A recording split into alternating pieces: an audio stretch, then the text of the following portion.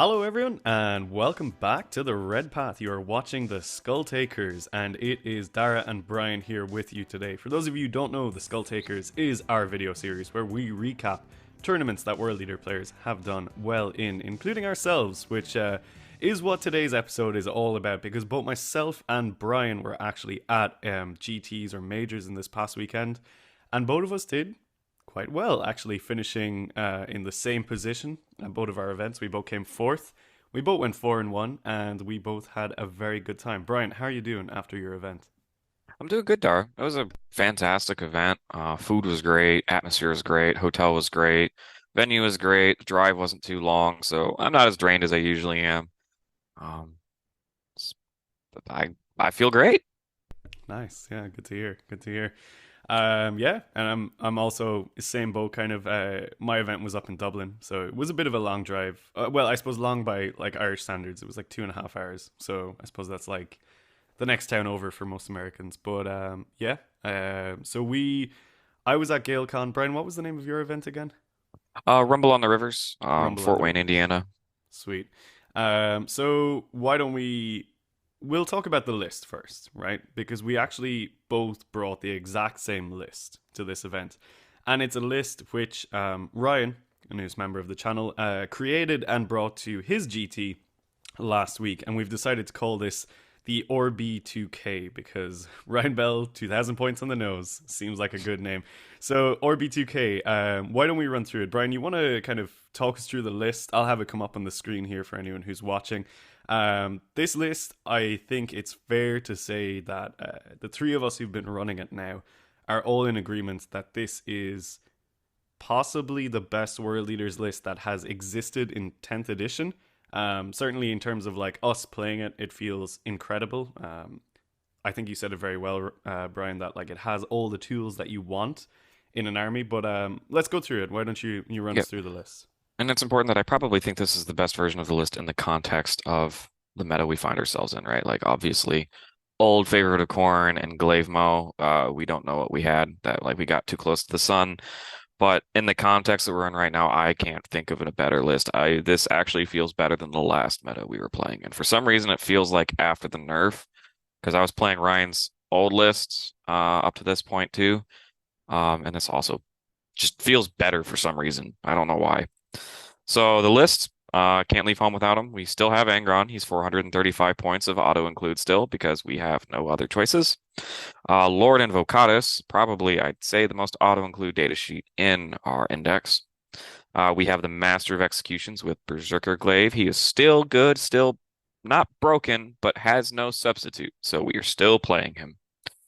Then that's it for the HQs.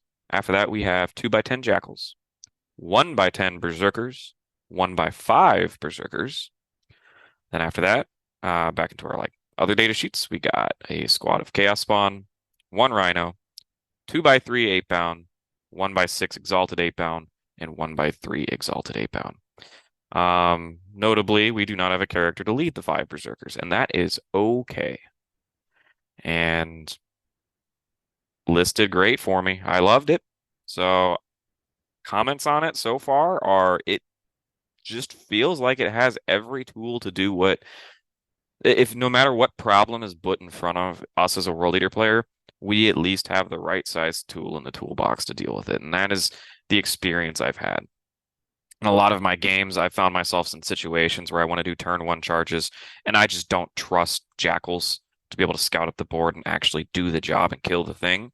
There's been times where I did do that because jackals are the right answer for that. But sometimes those five berserkers are just a very low commitment trade piece to just go out, score a secondary, kill a cheap unit, and maybe scam your opponent with a blood surge that they weren't expecting because they absolutely thought they were going to overkill the squad and they didn't. And that also happened a few times for me. So blood surge is still relevant. It's still something that people have to look out for, especially and like not as a gotcha. Like you don't want to scam your opponent with gotcha blood surges, but it is still something that needs to be played around, even though it is worse. But that's kind of my takeaway just from the view of the list. How about you, Dara? I know. Yeah, Same list, so different story, right? yeah, but obviously, I guess like for me, this is a much bigger deal because longtime viewers of the channel will know that I've been running Non-Gron for the last year, and really enjoying my journey with Non-Gron, the various adaptations and stuff. So, for those of you who watched our review of the MFM that came out and obviously changed a lot, well, not a lot of points, but fairly significant changes for all of our lists.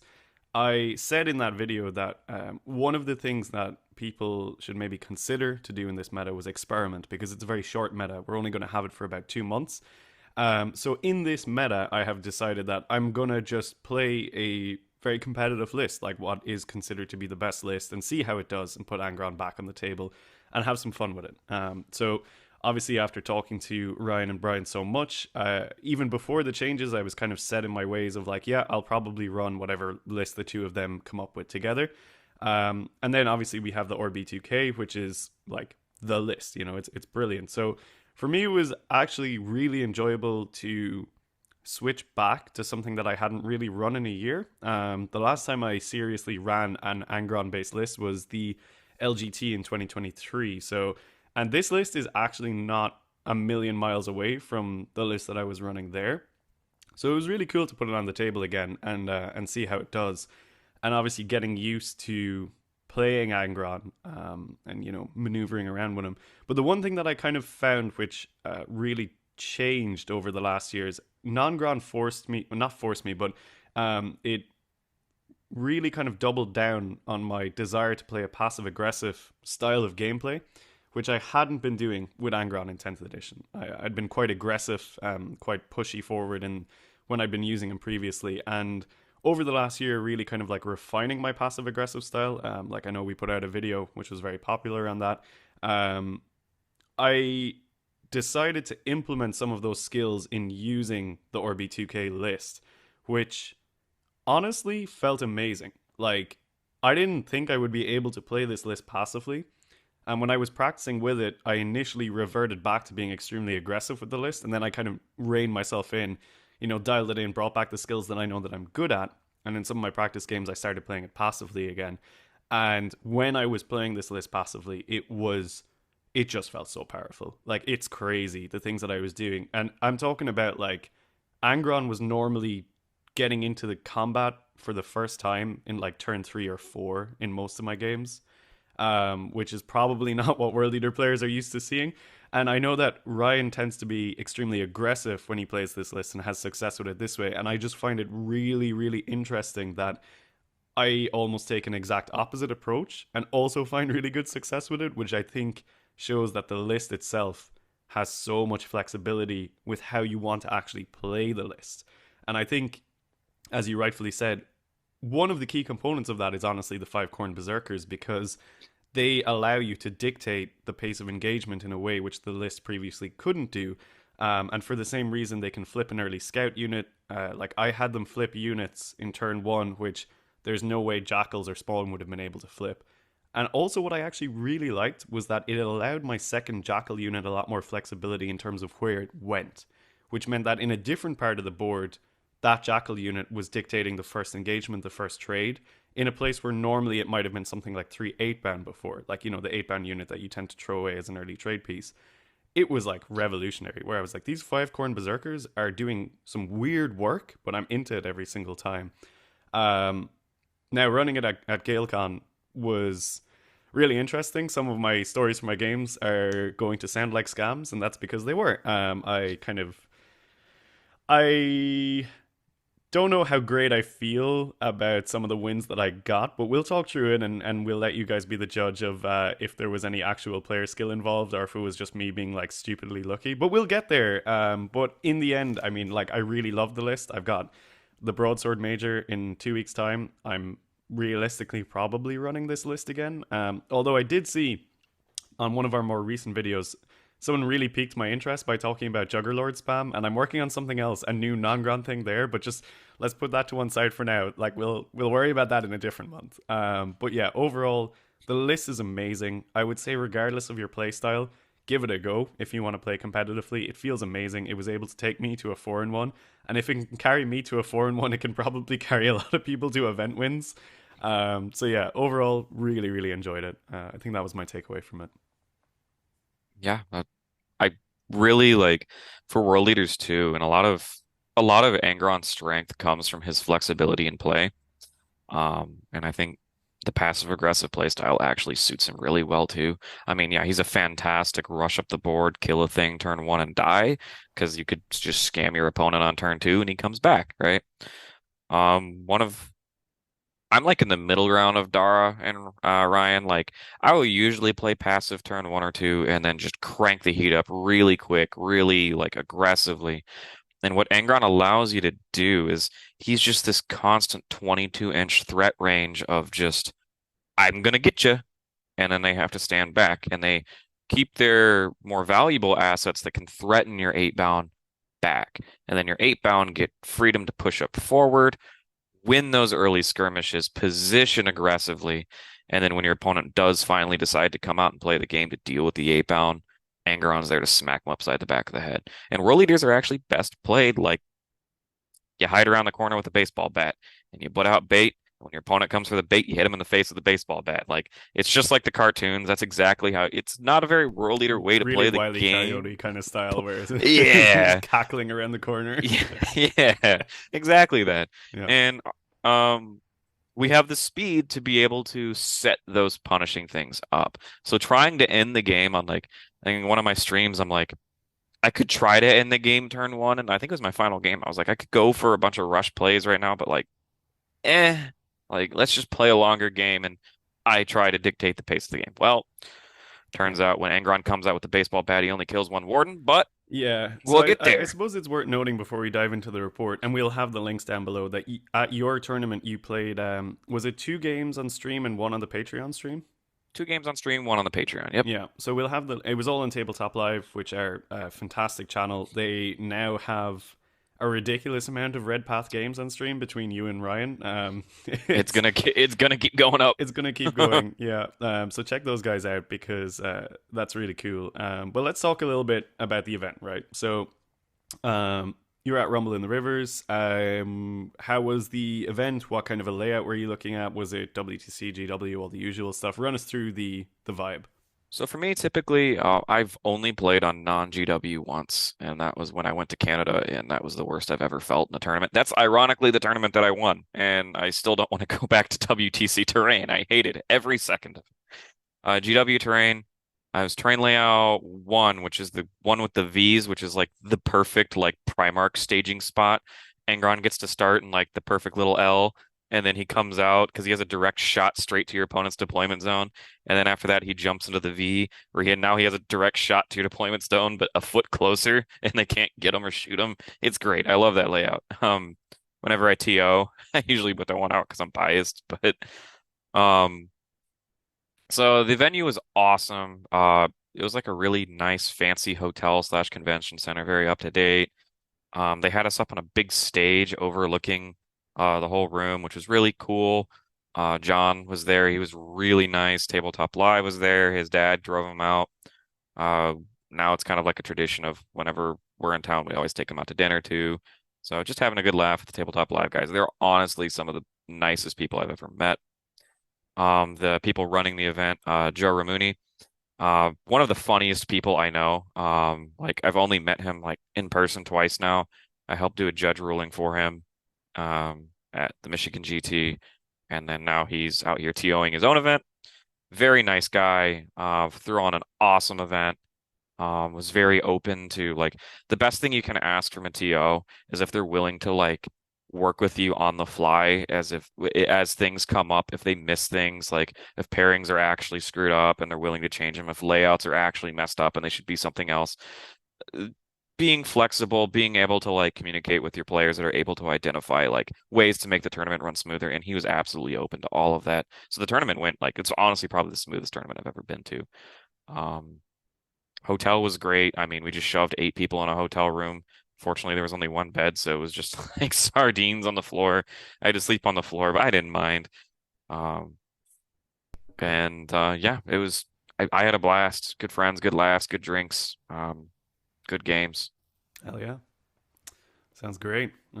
Yeah, awesome to see like a receptive TO like that. You know, it really does make a difference when the organization is well put together, right? Yeah. Nice. So I was at GailCon. which is one of the biggest kind of nerd cons in Ireland. Happens every year around this time, and it was in a hotel which was out by Dublin Airport. So it was nice because Dublin City sucks. It was really good to not be in the city, and the hotel was lovely. And it was really cool because it was a con. It wasn't just a wargaming event. So between rounds, got to like see some cool stuff. There was a lot of D&D going on, a lot of Pathfinder, which everyone knows I'm a big RPG fan. So yeah, got to go to the trade stalls and buy some nice dice and stickers and cool little things and like that.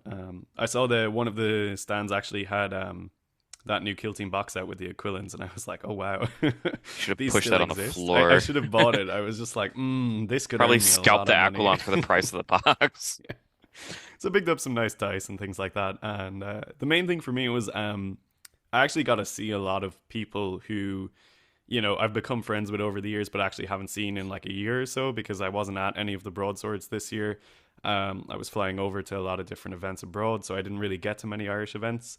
So got to catch up with a lot of the guys from Dublin who I haven't seen in a while, and I actually ended up getting to play some people that I'd never played before, or haven't played for a while, that I really, really wanted to. So that was great for me, and yeah, obviously group dinners, group drinks, all that usual stuff, which comes with kind of an Irish event, was super nice to see everyone again. And I actually wasn't even planning on going to GaelCon because just back from No Retreat was very expensive. I didn't really have a lot of money. Um, but one of the guys had to drop from GaelCon, so I ended up getting his ticket. And then one of the other boys was like, "Okay, you can stay at my house." And I was like, "Great." And then Dan, who was running the event, Dan of Helldrake Infamy, was like, "I'll drive you up because I'm driving from Cork." And I was like, "Okay, you know what? This is all kind of like falling into place, so fuck it, I'll just go to GaelCon."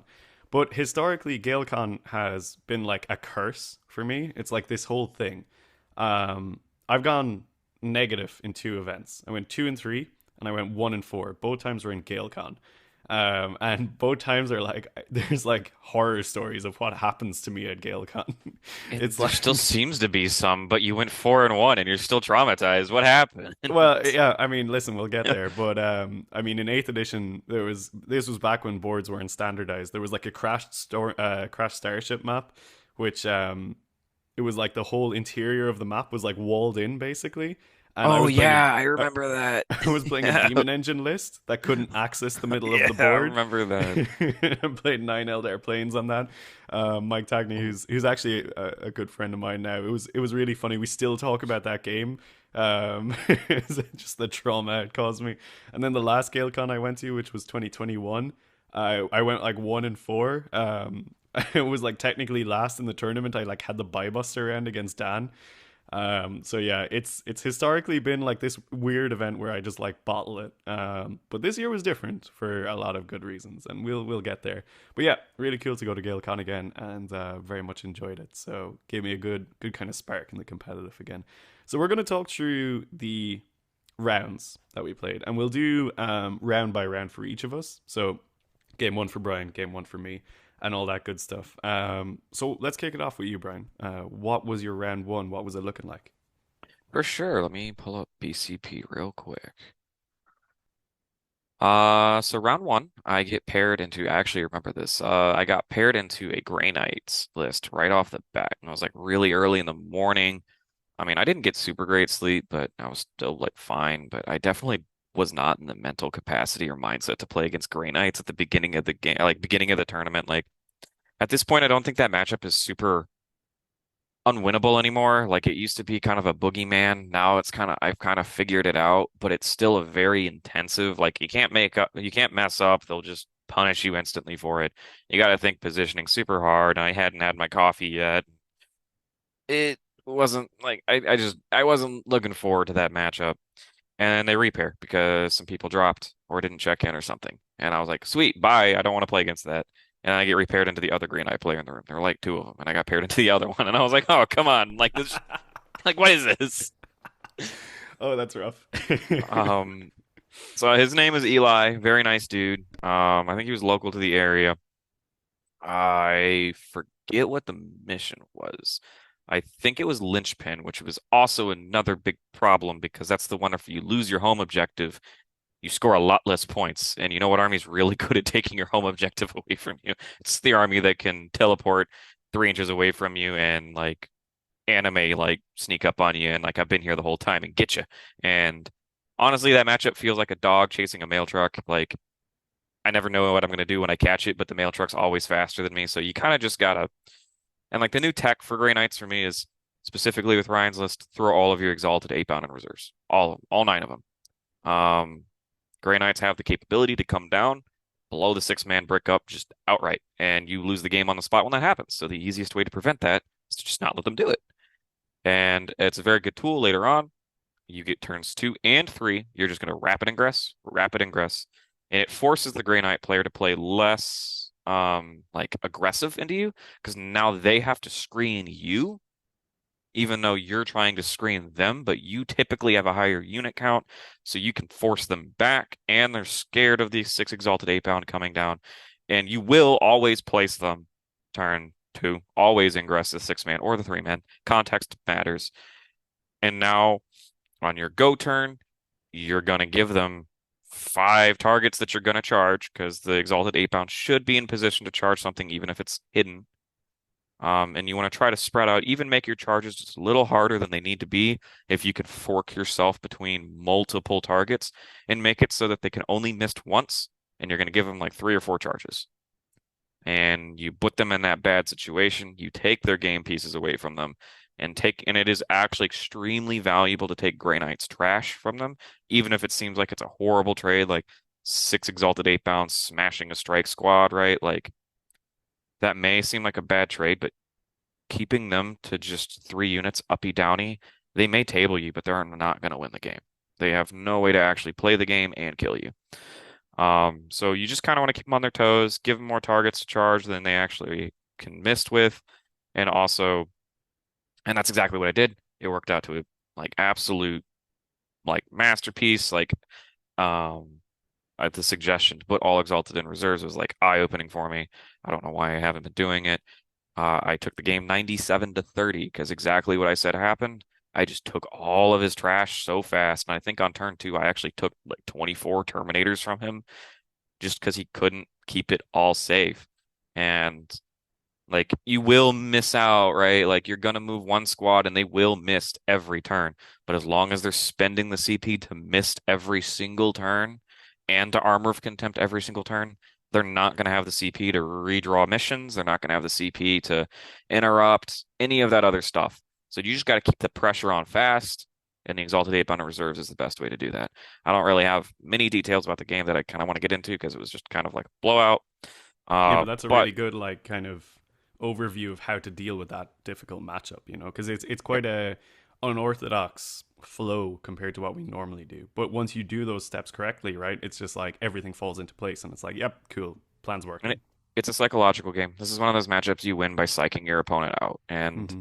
if they mess up once, you throat punch them once, the game's pretty much decided there. And it's a lot harder for them to hurt us than it is for us to hurt them, ironically, as long as you're just slowing down, screening, and positioning turn 1, and then turn 2, go get them. Nice. Strong win. Yep. Strong win for game one. I like it. So for And my then game one, Dara. Yeah. yeah, I so we were playing on WTC layout, which personally I'm a fan of. I'd prefer GW, but it's workable. And day one was all Crucible deployment, so the kind of long diagonal that cuts through the middle. So you have the short side of the board as your deployment zone. Um, I was playing into Jake and his Imperial Knights, which was an interesting matchup. I actually really vibed with Jake's list. So Jake was bringing Canis Rex, a Knight Atropos with Mysterious Ooh. Guardian. Note Mysterious Guardian. Pretty That's the important. one where you uppy downy, right? The teleporting one. Yeah, yeah, yeah, I've yeah. always been got by that. Yeah, guess who got, and we'll get there. Oh no. So two big knights, and it was a selection of armigers. There was, I think, 2 or 3 Moirax with the conversion beamers, and a bunch of warglaves. I think there was maybe 4 warglaves, something like I mean, that. which was interesting. And then there was something that I really wasn't expecting, which was an immolator with 10 Sisters of Battle, because you can What do that the? now. What the? Yeah, and actually great The tech piece party because bus. yeah, because when you put them in the immolator, they split into two squads. So you get a bunch of scoring units for the same price as like 10-man squad. And there was, of course, a Caladius Assassin, which, as we all know and hate, is a huge problem for us. Every Huge, every huge problem. Imperial list. I hate Yep. it. Yep. So we were playing with the Smoke and Mirror special rule Crucible deployment, and it was supply drop. So the one where the objectives vanish as the game goes on, which is always a pretty scary mission for world leaders because we tend to be quite thin on the ground towards the end. And I knew I would be thin on the ground because typically the night matchup is you're mostly deleted, but you mostly outscore them. So I was stressed because I was like, if one knight lives at the end, it's a huge victory point swing because that last objective is obviously worth 15 VP. So the way it worked was the middle objective was vanishing first, the top objective on my side was vanishing second, and then the bottom objective on my side was vanishing third, which was good because there was a terrain piece, a nice big L, favoring me on that last objective. So I knew I was already in a good position to set up for that final turn if I needed to. So I probably would have to bring a significant amount of my force down into that area. So because there's like a drop by drop favoring here, it was actually pretty important to see who won that roll off to make the other person drop first. So I won that roll off, so Jake had to put some stuff down first, which was good for me. And I basically slow fed my drops to the point where I was like, I need to see where Canis Rex is, and I need to see where the Atropos is. Because where they are will determine where my Exalted and Angron are going to go down. Because I need both of those units to kill both of those big knights. So Jake deployed the Atropos like on the line, which I was like, ooh, ballsy play, Jake. I like it. And I was like, are you happy with that deployment? Because like, I can one turn charge you, all that kind of good stuff. Jake was like, yeah, no problem. I was like, all right, fair enough. So I kind of postured with my Exalted 8 band, put them right on the line to be like, yes, all I have to do is go first and kill that big boy Atropos. And then, Angron and stuff was all kind of hanging out. And the rest of it was fine, broadly speaking. So finish deployment, go to roll to see who goes first and all that good stuff. And then Jake picks up the Atropos because we're playing Smoke and Mirrors. And I was just like, oh. And into reserve he went. And I was just like, I haven't set up for that. And in that moment, I was like, oh no, there's an Atropos that's going to be deep striking in somewhere. And I have not deployed accordingly to make that work. So I was really stressed immediately. And Jake went first. So I kind of like repositioned using my scout move to kind of hide inside buildings so nothing was going to get tagged in the early turns. So broadly speaking, the first couple of turns are quite kind of slow. I move a big chunk of my force down into that bottom objective, which is going to be the main objective for the game, positioning like Moe's Rhino, the 6 Exalted Brick, 3 8 band, my spawn, and a Jackal squad all in that big L to just be like, I'm going to feed shit out of here every single turn, but make sure that this objective is mine for as long as I can get. And I was kind of like, that top objective, super nice if I could hold it in the turn that it's going to score me 8 points. So I kind of started angling Ron to go up there, and Jake had a Moirax and a Warglaive up there, which I was like, all right, sweet. Ron is going to like slink his big red ass around the corner and just bang those two armigers, which I was like, that should be fine. Pretty easy to do, right? And then in the middle, oh yeah, the really awesome thing about Jake's army was it was Power Rangers themed. So his Sisters of Battle were the Power Rangers, and all of his knights were the Zords, which was like the coolest thing ever. They were like painted exactly like the Zords, and I was just like, this Please tell is me you have pictures. I do. Unfortunately, my phone is dead because I left my charger in Dublin. Anyway, it's a whole thing. But I'll post the pictures in Discord once I have my phone back up. But unfortunately, I won't have them for the video. But yeah, awesome to see it. Anyway, the Immolator was in the middle of the board with some other armigers, and we were just kind of brawling there. Jackals, the 5KB doing the stuff. There was a squad of 8 band in there as well. So anyway, Ron goes up, bangs the two armigers. Prepares to bang the two armigers. So Ron positions. I'm happy with my movement. And then Jake ingressed the Atropos right where those two armigers were. And I was like, big pants. Big poo in pants is what this is. Because Ron was on the objective. So I was like, I've committed Ron. I have no choice but to just like kill these armigers and be okay with the fact that Ron is going to get absolutely whooped by the Atropos in the next turn. Because for anyone who doesn't know, the Atropos is made to kill things like Ron. It has so many buffs for killing these guys. And I was just like, oh well, there goes Ron. At least I'll take out two armigers with him. And I And did, that's still a fine trade. It's still 300 a fine points in trade. knights for. Yeah, but I knew that in order to deal with Canis and the Atropos, I needed my Exalted and Ron to do that. Because the Atropos is like 24 wounds as well, so I was just like, oh god, this is going to be pain. So props to Jake It's for that also play. notably not a character too for the Yep, big knights, right? So yep, like just randomly doesn't have the character keyword. So indeed. Mo just isn't good into him. Mo's not great. Yeah, and Mo was squatting his fine ass on the Omega objective to just be like, I want those 15 points.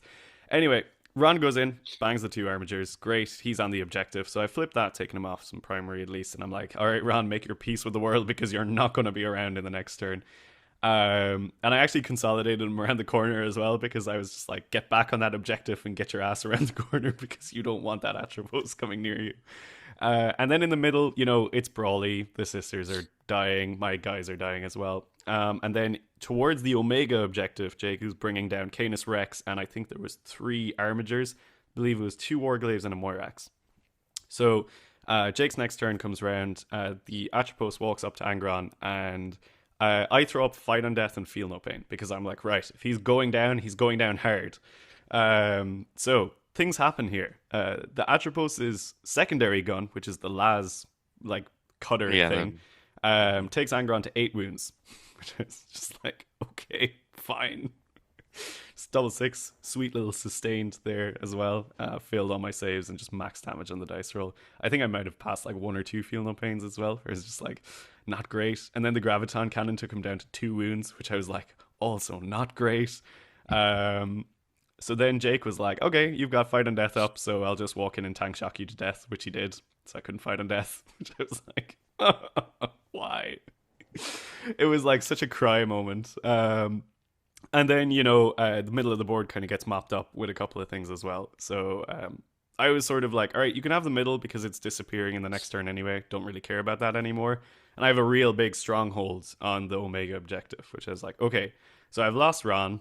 It's not great. The Atropos is going to take a while to come down, or he gets to be picked up. But if Jake picks him up, he's not scoring that objective anymore, which is going to be 8 points. So I was like, you have to leave him there, because what I did was I moved Invocatus onto that objective then to be like, if you teleport away, you're giving me 8 points, which was funny. Invocatus was also like, oh god, I've never been sent on more of a suicide mission than this. it's literally like a, it's not a bait or like you're like Invocatus is like trying to fake him out, like trying to scare him Mm. away. Is that the lore in your head? He's like trying to spook him away. It's like my Oh, the friends lore was around the corner. Invocatus just walked up, put his big banner in the ground, and was like, bet. He's like my friends around the corner. You better run. Yeah. I am simply going to wait for Angron to respawn behind me, and everything will be a-okay. So I then was like, all right, Atropos is going to probably live, which means I need to kill Canis. So I set up this extremely elaborate play, which involves Mo and the 10 Zerks charging Canis. It also involves my 2 8-bound units charging 2 of the Armigers, and it involves my 6 Exalted squad also charging those 2 Armigers. And the plan here is to have the 8-bound kill the Armigers so the Exalted can then pile into Canis and, together with the help of Mo, take out Canis. Which I'm like, the fight on death is going to suck, but he's going to have to choose between fighting the Exalted and the Berserkers, which means either one of them fully dies or both of them get a little bit hurt, and it's not too bad. I also had ingressed my 3 Exalted, which had started in Deep Strike, and they just ran and beat up some Power Rangers on Jake's home field objective, because I had like behind enemy lines, and they were also the Marked for Death unit, which I was just like, all right, full send. So that was great, got some points there. And then we flip to combat. I make all those complicated charges. I'm set up quite well to make my plan. I'm like, all I need here is the 3 8-bound units to just like pop off. Because I had sustained, and I put up lethal after killing the home field as well. So I was like, sustained and lethal, 3 8-bound, it's more comfortable that they'll kill the Armigers. Which I was like, all right, this should work. Jake only had one CP as well, so couldn't interrupt with Canis, which I was like, sweet as. But he could still fight on death because Canis makes that one CP. So I was like, right. I was really stressed about rolling the 8-bound fights because I was like, if that swings against me and Canis lives, it's game over. So I was like, okay, I'm just gonna roll Mo first and like, get that off my chest and like soften him up a little bit so it doesn't feel too bad. And Mo one banged Canis Rex by himself, which I was just like, okay, Sensor Hector running, screaming okay. for his life. Yeah. So actually, it was yeah. I didn't have lethal up at this point because I did this fight like first, and 6 dice, or sorry, 7 dice for Mo, 9 hits because sustained. Yeah, and some. Um, Oh yeah, no lethals. Yep. yep, no lethals at that point, and then roll my wounds. 5 of them are 6s. Like okay, sweet. And the other 4 are wounds. Jake fails them all, so I was like, cool. 27 damage for me, Bye, please. Canis. I wish I could have your Mo. Can we trade Mo's? It was like insane. I was literally my jaw hit the floor. It was No just wonder why you're disappointed in my Mo's performance. My Mo's average. yeah. I was just You, like you're just getting gaslit into thinking this is normal. I was honest, and then he fought in death, and I was like I don't care. Have it. How many Zerkers um, did it kill? he only killed like 6 as well, which wasn't too bad. And then obviously Sir Hector hopped out, and I ran off into Jake's home field, which I was like, yeah, you better run. And then obviously the Exalted 8-band are like, now we can really rip into these Yeah, now armies. these are real. It went from sketch math to okay, Yes. you're just There dead. was just like one L where there was like night legs being thrown out by the Exalted 8-band, basically. So I completely cleared up this whole sector of the board, which I was like, this is actually suddenly very good. So then the Atropos was like, well, I can't leave the objective. So he just like walked around the corner and was like, fuck you guys that just did that. Just towed into the building and gunned into my Exalted and picked them all up. And I was like, look, fine. You can't be um, mad. yeah, can't be too mad about that. So the Atropos was hanging out there, and at this point, the middle had kind of swung in my favor. The Immolator and the Sisters were dead. There was like a couple of War Dogs left. So then we flip into turn 4, which was I pick up the rest of the War Dogs, and then Jake picks up the Atropos and puts them in Deep Strike. Because at this point, I still have a good bit of stuff on the board, and I've started to push all my remaining forces towards the Omega objective, except for the 3-8-bound, who were still weirdly getting secondary cards for his deployment zone, which is just like, all right, cool, we stay here, I guess. Um, so yeah, then we flip to turn 5, and um, I basically put what was it, 10 Jackals, 2 Spawn, 3-8-bound, Mo +4 on the Omega objective, and they were all in like concentric rings because I was just like, okay, I need to preserve this. You got the raid boss coming. Yeah, they were like, okay, something's gonna appear out of the warp, and it's not gonna be great. And lo and behold, the Atropos appeared in front of them, and Jake also pulled Assassinate, which I was like, fuck, He's fuck, about to this is like make a bad. 30-point This is turn. bad. Yeah, and I think he might have had Storm Hostile as well. There was something. It might have been Overwhelming or Storm Hostile, which I was just like, oh. And I was looking at the score, and I was ahead. But I was like, I need to be on this objective to get those 15 points. Otherwise, It's the game ends and I lose by 5. So Jake starts shooting, and he's basically. So the problem was, in order to get assassinated, he had to charge Mo because he was the front ring. So if he shoots Mo and picks him up, which he's likely to do, the charge becomes longer, and he needs to charge on the objective to out OC me. Um, so shoots and picks up, I think, the Jackals and some Spawn, something like that anyway, and then fails the 9-inch charge and rerolls it and fails again. And I was like, okay, I guess I win.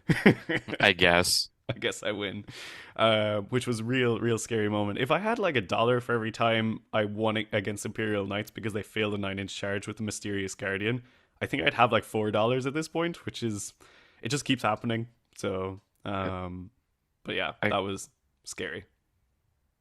I've had Mysterious Garden, what's the Volcano Cannon Knight pop up behind me so Yeah, many times because I just Castellan. Yeah. So that was dang, a right. real tense game. But we managed to squeak That's that one a out. that's a game for a game one. That sounds like Yeah, yeah. And like I also was like I wasn't like fully mentally there, if you get me. I was kind of like quite tired and not really with it, so I was really like slopping my way through that game. Like to play with Angron was just silly, and obviously he didn't come back, so that kind of hurt too. So yeah, it was definitely a tough game. And I had actually played Jake like nearly 2 years ago, and I think at the time Jake was pretty new to the game. And like, holy crap, he's gotten so good in such a short space of time. Like, it was terrifying to face into him. So that was my game one. Stressful way to start the event, to be said. How about your game two, Brian? Unless you have any weird questions about how that all went down. Do you feel like a good person after doing that with Mo? Uh, I definitely felt like he was worth his 135 points. I'll tell you that much. It's probably undercosted. Probably Probably crank him undercosted. like probably 150, I think sounds Yeah. right. Let's make sure we increase Mo's price too, not Glaive. So round two for me, is on the Patreon table for Tabletop Live. You can go check them out there. I'll be honest, like I wasn't super on point with this game. I made a few like mistakes that I shouldn't make, but I corrected them all as best as I could at the table. Like nothing, not I didn't get away with anything I should have gotten away with. But all of that was whatever. I was playing against a newer player. Coda was his name. Table two, sorry, table two. Yep, that was the stream table. Was playing Chaos Space Marines Packbound, the index attachment. He had the super scary Nurgle Forge Fiend, two 10-man bricks of Chosen, one with Abaddon and one with a Master of Execution. So like literally a 600 point squad I want nothing to do with that will one shot anything in the game straight into the sun. Um, and then just the typical like 4x5 legionaries, some possessed, and just the usual cultists and cipher. Um, so we start playing the game. I believe I get first turn. It's Taken Hold, which is probably World Leader's best mission because we can just bully opponents off a primary and rack primary up so early and so quick. It's probably our best mission. Um, and with how the layout was set up, I was able to push up. I actually, because Abaddon had the capability of going 12 inches and charging, his threat range was actually ridiculous because of the Chosen he was attached to. So I actually got Mo out of the Rhino turn one, and I kept Mo and Angron together in the little V, and they were going to be like these little bullies on the in the middle objectives. And I think I actually started referring to Mo as like Abaddon repellent because like Mo will just clap Abaddon if they ever make contact, right?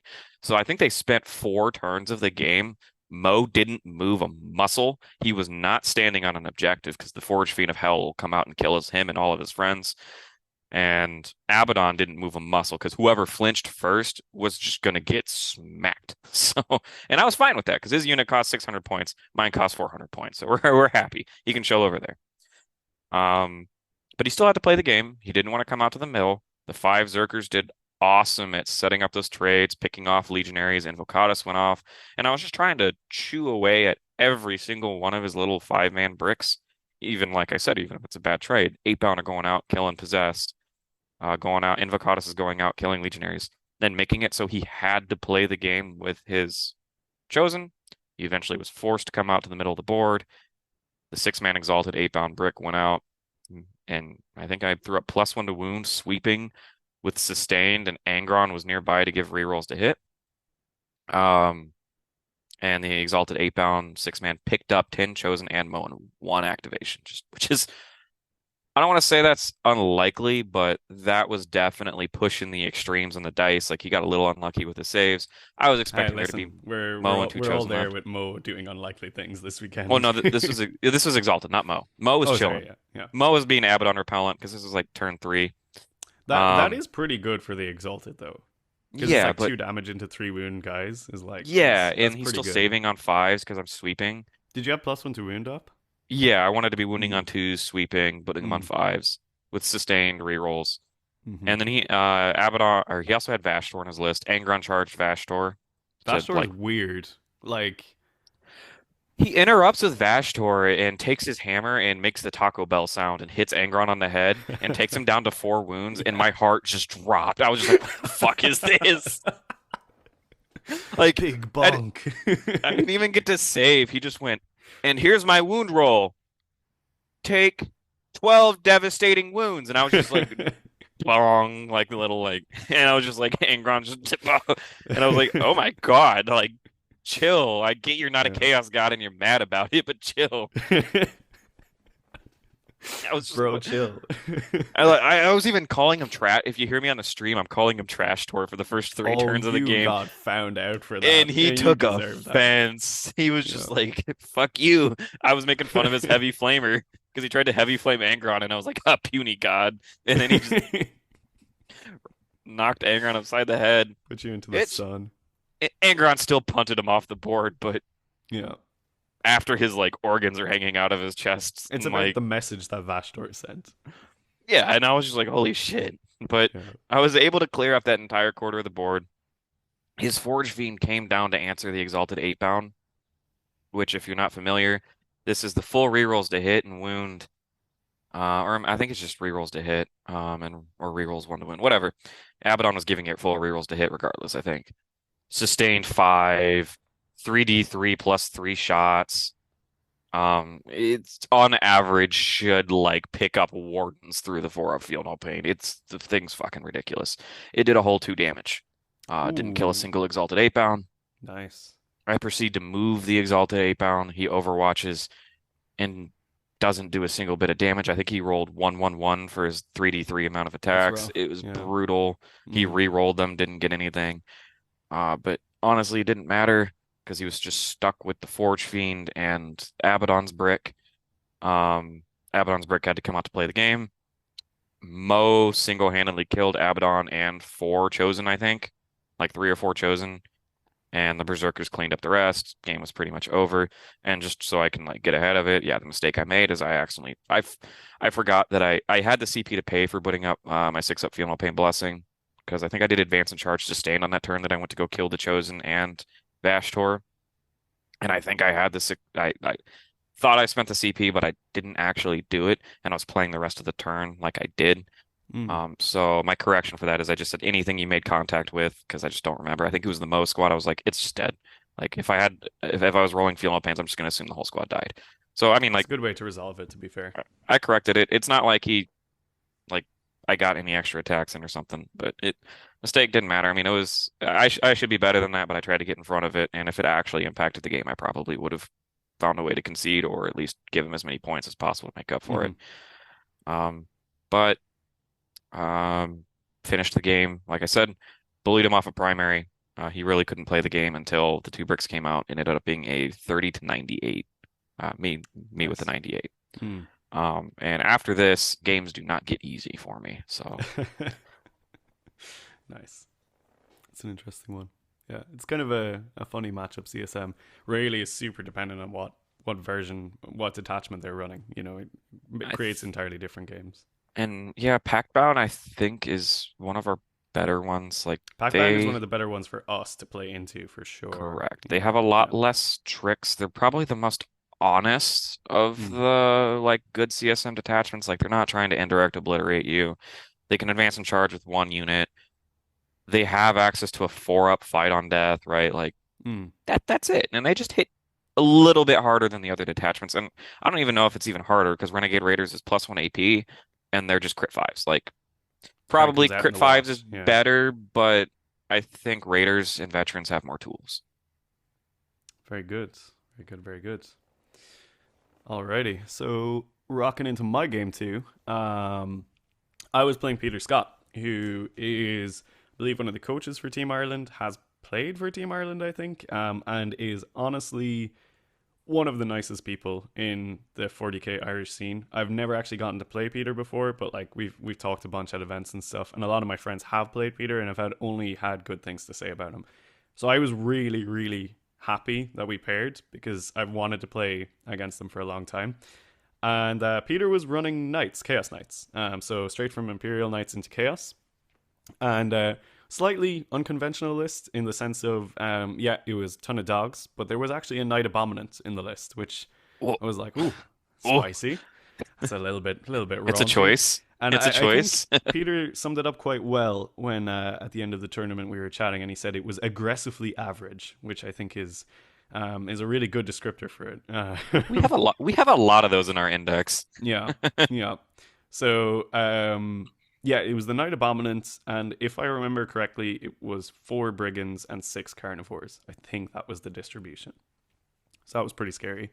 Um, Peter actually hadn't played World Leaders, I think, in this edition, he was saying. So we had a big discussion at the start about like all the stuff that could happen. And he's obviously a very good player. So he completely respected everything I could do. And essentially was like, cool, here's your threat range line. I'm deploying behind it. And I was like, okay, that's the correct call. Um, so that was the deployment. And I think we were playing, gosh, what was it? I can't remember the mission that we were playing. It was one of the weirder ones, actually.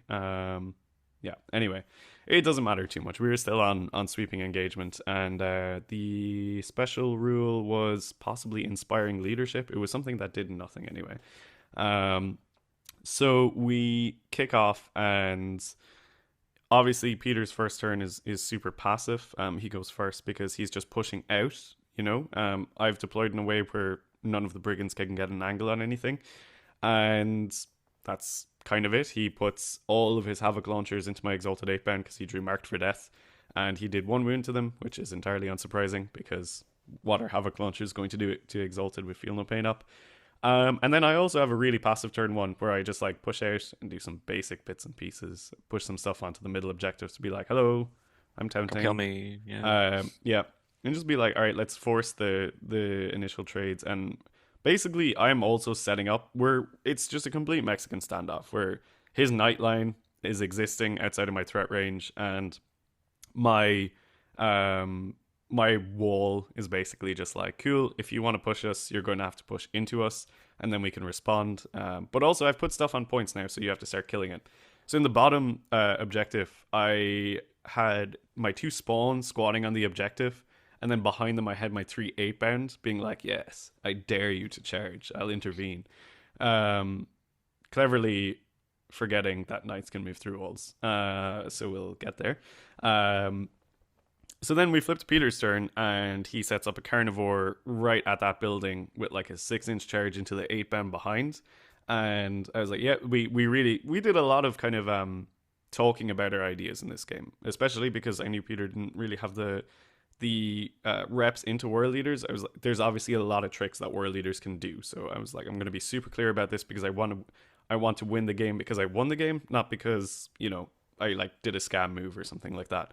And elsewhere, there wasn't like a whole bunch happening. He sent some stuff into the middle of the board to instigate those trades, which is fine for me. And in the top objective, I haven't really done much to go about dealing with that objective. So, there's some war dogs up there, which I'm like, all right, fine, they're whatever. Um, so then I ingressed my 3 exalted 8 bands right behind the 3 8 bands. So it was like spawn, 8 band, exalted 8 band. And I was like, Layers all right, whichever one you charge, you're going to get heroically intervened by the other one. by something. Yeah. So it's going to be a little bit rough. And I said to him, I was like, look, if you only charge the spawn, I won't heroic with the 8 band because I don't want my 8 band to be smacked by a carnivore, and I think the spawn will just be fine. But if you charge the 8 band, I will heroic with the exalted. So in Which the end, sorry, what were you saying? I want to say that's a very underrated play. Like that's actually a really smart play. That is one of the ways to get Grey Knights and to like really set up punishing stuff with the 3-man Exalted 8 Brick, which is one of the tools we have in our kit. If somebody's coming up for a charge, ingress and threaten heroic intervention. It's so cool. I Yeah, love that play so much. I It do it happened to quite a lot. me. I do it a lot. It's a really fun move because they can set something up and then suddenly the whole thing is messed up. So that was good. Then yeah, the dogs flip the center of the board, which is entirely unsurprising. Oh yeah, and there's also sorry. That's what we were doing. We were playing the ritual. So it was like super weird because like we're spawning objectives like all over the place as well. And Peter has 10 plague bearers who are just like squatting an inch outside of the deployment zone line, being like, yes, we're spawning objectives because they were strung across the whole fucking thing.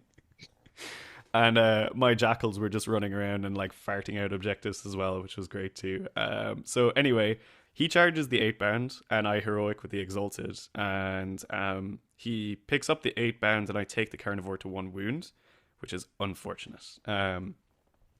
So then behind that carnivore, there's another carnivore and a brigand set up to be like, we're coming in next turn. And then there's the plague bearer wall, and behind the plague bearer wall, there's like all the rest of the knights basically. So it's like, this is going to be pretty rough. So we flip back to my turn, and that carnivore ends up dying. That was in combat. But my exalted were kind of locked up there, which is unfortunate. And I push Angron into the middle to flip the carnivore that was there, because I was just like, you know what? You're going to need to start dealing with some stuff. So Angron's coming out there. What are you going to do? With the rest of my army basically positioned behind to be like, we go run in next turn and do some damage. So I had the Exalted set up there. I had Mo set up there. And some other 8 bound units as well. The whole kind of shebang was all ready to go for a really big push turn on my next turn. So Peter set up a very clever castle in his next turn, where basically the Plague Bearer wall and the War Dogs lined up in such a way that Angron couldn't fly over them because there wasn't enough space, and I didn't have advance and charge. So I was just like, God damn it, Ron's going to be killing Plague Bearers in this turn, which sucks. Which was really good. He didn't shoot Ron, which was probably the correct call, because he just dumped into the Exalted and picked up quite a lot of them, which was like fair enough as well. And then on the bottom, which is where things were getting real stressful, was like his dogs kind of like came in through the wall there and like beat up my Exalted 8 band that were down there. So I just had like Invocatus and some Jackals that were busy spawning objectives and other things like that. Hilariously, the 1 wound carnivore had like walked into my deployment zone, and my Jackals shot it and killed it, which I was just like, okay, sure. But yeah, it was starting to get a little bit stressful for me, so I had to make a really big push turn. So I sent Mo and the boys into the Plague Bearer wall, and Angron into them as well. And I was like, all right, cool. Push Mo and the boys, pick up all the Plague Bearers, then Angron piles into 2 of the Knights, and, you know, claps 2 War Dogs. But I charged Mo and the boys in a really interesting way, which actually allowed Mo to pile in around the end of the Plague Bearer unit and actually touch a War Dog as well, which he then clapped down to 1 wound. And then the Berserks barely kills the Plague Bearer unit. It was real stressful. It was like a CP reroll on the last save, which I was like, oh god, if that happens, Ron has to fight 1 Plague Bearer instead of 2 Knights. The stress was real. So got through the Plague Bearer, and then Ron clapped 2 Knights, and one of those Knights blew up, which then killed the Knight that Mo had taken to 1 wound, which I was like, sweet as. So there was like, ended up being a good few Knights dying in that turn, which was real nice. And then Invo was kind of like hanging out in the bottom quarter with the other Exalted 8 bound, and they were just sort of like clapping Knights but also being clapped back, so that was rough. There was a lot of like Exalted tag 2 Knights. One of them fails the no fallback check in this game, which was good too. But yeah, I was starting to lose resources then. So at this point, the Zerks basically get picked up until it was like Mo and 4 dudes. My Exalted have like the bottom quarter locked down pretty well, but they're starting to run out of dudes. I think I'm down to like maybe 4 of them or something like that, and the rest of the army is like really struggling. I've stickied a bunch of the objectives that I spawned, which is nice.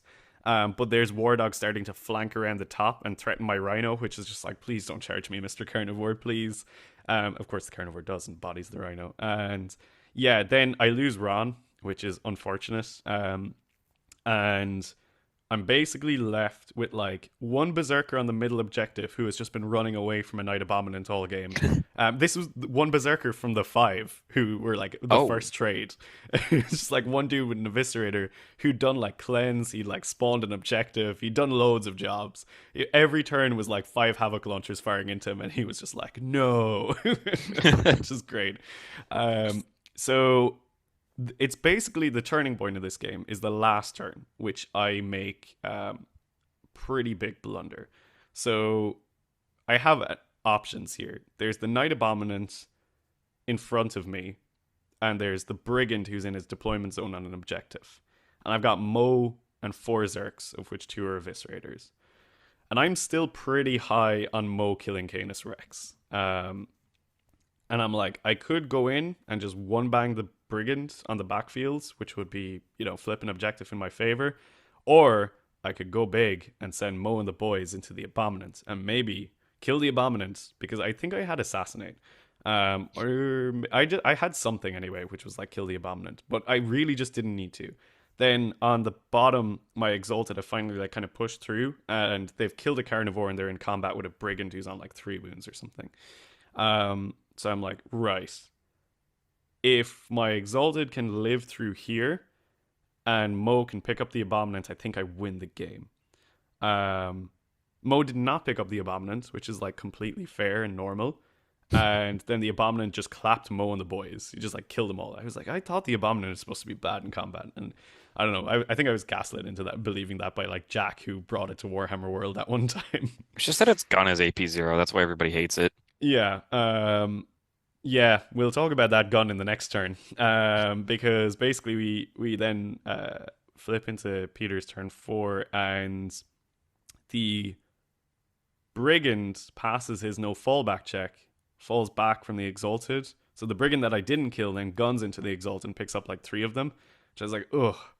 And then the abominant guns into them and picks up another 3 with his AP0 gun because when you roll sixes, they're dev, and that hurt. They do Um, have the dev keyword. they do have dev, yeah. So at that point, I just had my one berserker in the middle who was like, "Oh no!" So the mistake here was basically I should have charged Mo and the boys into the brigand because then Peter would have been forced to keep the other brigand in combat and shoot the exalted at -1 to hit, and then they would have clapped that brigand instead. So I'd have had three or four exalted in my last turn to go and run into the abominant, which would have kept my berserker in the middle alive and scored me more primary points. So yeah, I lost that game in the end. I believe the score was 80 to 65, which was pretty close. Came down to the primary flipping against me in the last turn, and yeah, just one big slip up there was pretty rough. Also in the turn I drew Bring It Down, I charged 4 war dogs and I killed one and left all the other ones on 1 or 2 wounds, which I was just like, oh no, that's not great. Not that that would have swung the result of the game, but you draw Bring It Down against Chaos Knights, and you're like, it's go time. So it was an amazing game. Like we had a really good time throughout. We were always talking about the strategy, and in the end, Peter beat me completely fair and square, made less mistakes than me, which is how you get there. And ended up actually playing in the final against the guy who won the tournament, and Peter podiumed as well. So really cool to see him doing very well. So that was my game 2, and now we flip to Brian's game 3. This one, you said this is where things start getting hard, right? Yes, I actually pair into a now friend of mine and teammate, Valkyrie Wargaming, local club, on stream. Check it out. I think this is actually like one of the cleanest games of 40K I've like ever had. Like I was really feeling myself while I was playing this game. And I feel like the list really showed off all of its strengths, and I think I like really worded it earlier in like the Discord well. Like I just turned the rule book of or like every trick we have in the book, like the book of tricks that world leaders have, and quite literally tried to club my opponent with it. Yeah, I think it's a, Um, it's a really good clinic on high level maneuvers for world leader players. So the link will be down below. Strongly recommend watching that stream to just see Brian show off a lot of good skill. because I think I do almost every single combat trick we have. So the game is against Brenton Weiss, which is actually he's one of the top, I'd say one of the best players in the country for the United States. And he's on Dark Eldar, which is an army that he's getting way. He's traditionally an Eldar player. He won Michigan GT last year, the one where I got best overall at. Um, he's a consistent, good, reliable player. He really doesn't make mistakes. He is still getting into 10th edition just a little bit, so he's still catching up. Once he gets there, he'll probably get his yellow right back up there. So if you look at his yellow, don't be fooled. I think he's like 120 in the world right now, but he's actually like he's way better than the funny number actually says he is. Um, and it's a really stressful game. For some context, I actually played him in a team tournament back in winter. Or not winter. It was well, maybe it was a few months ago. Um, and I kind of scammed him with an Angron and command insertion in the back.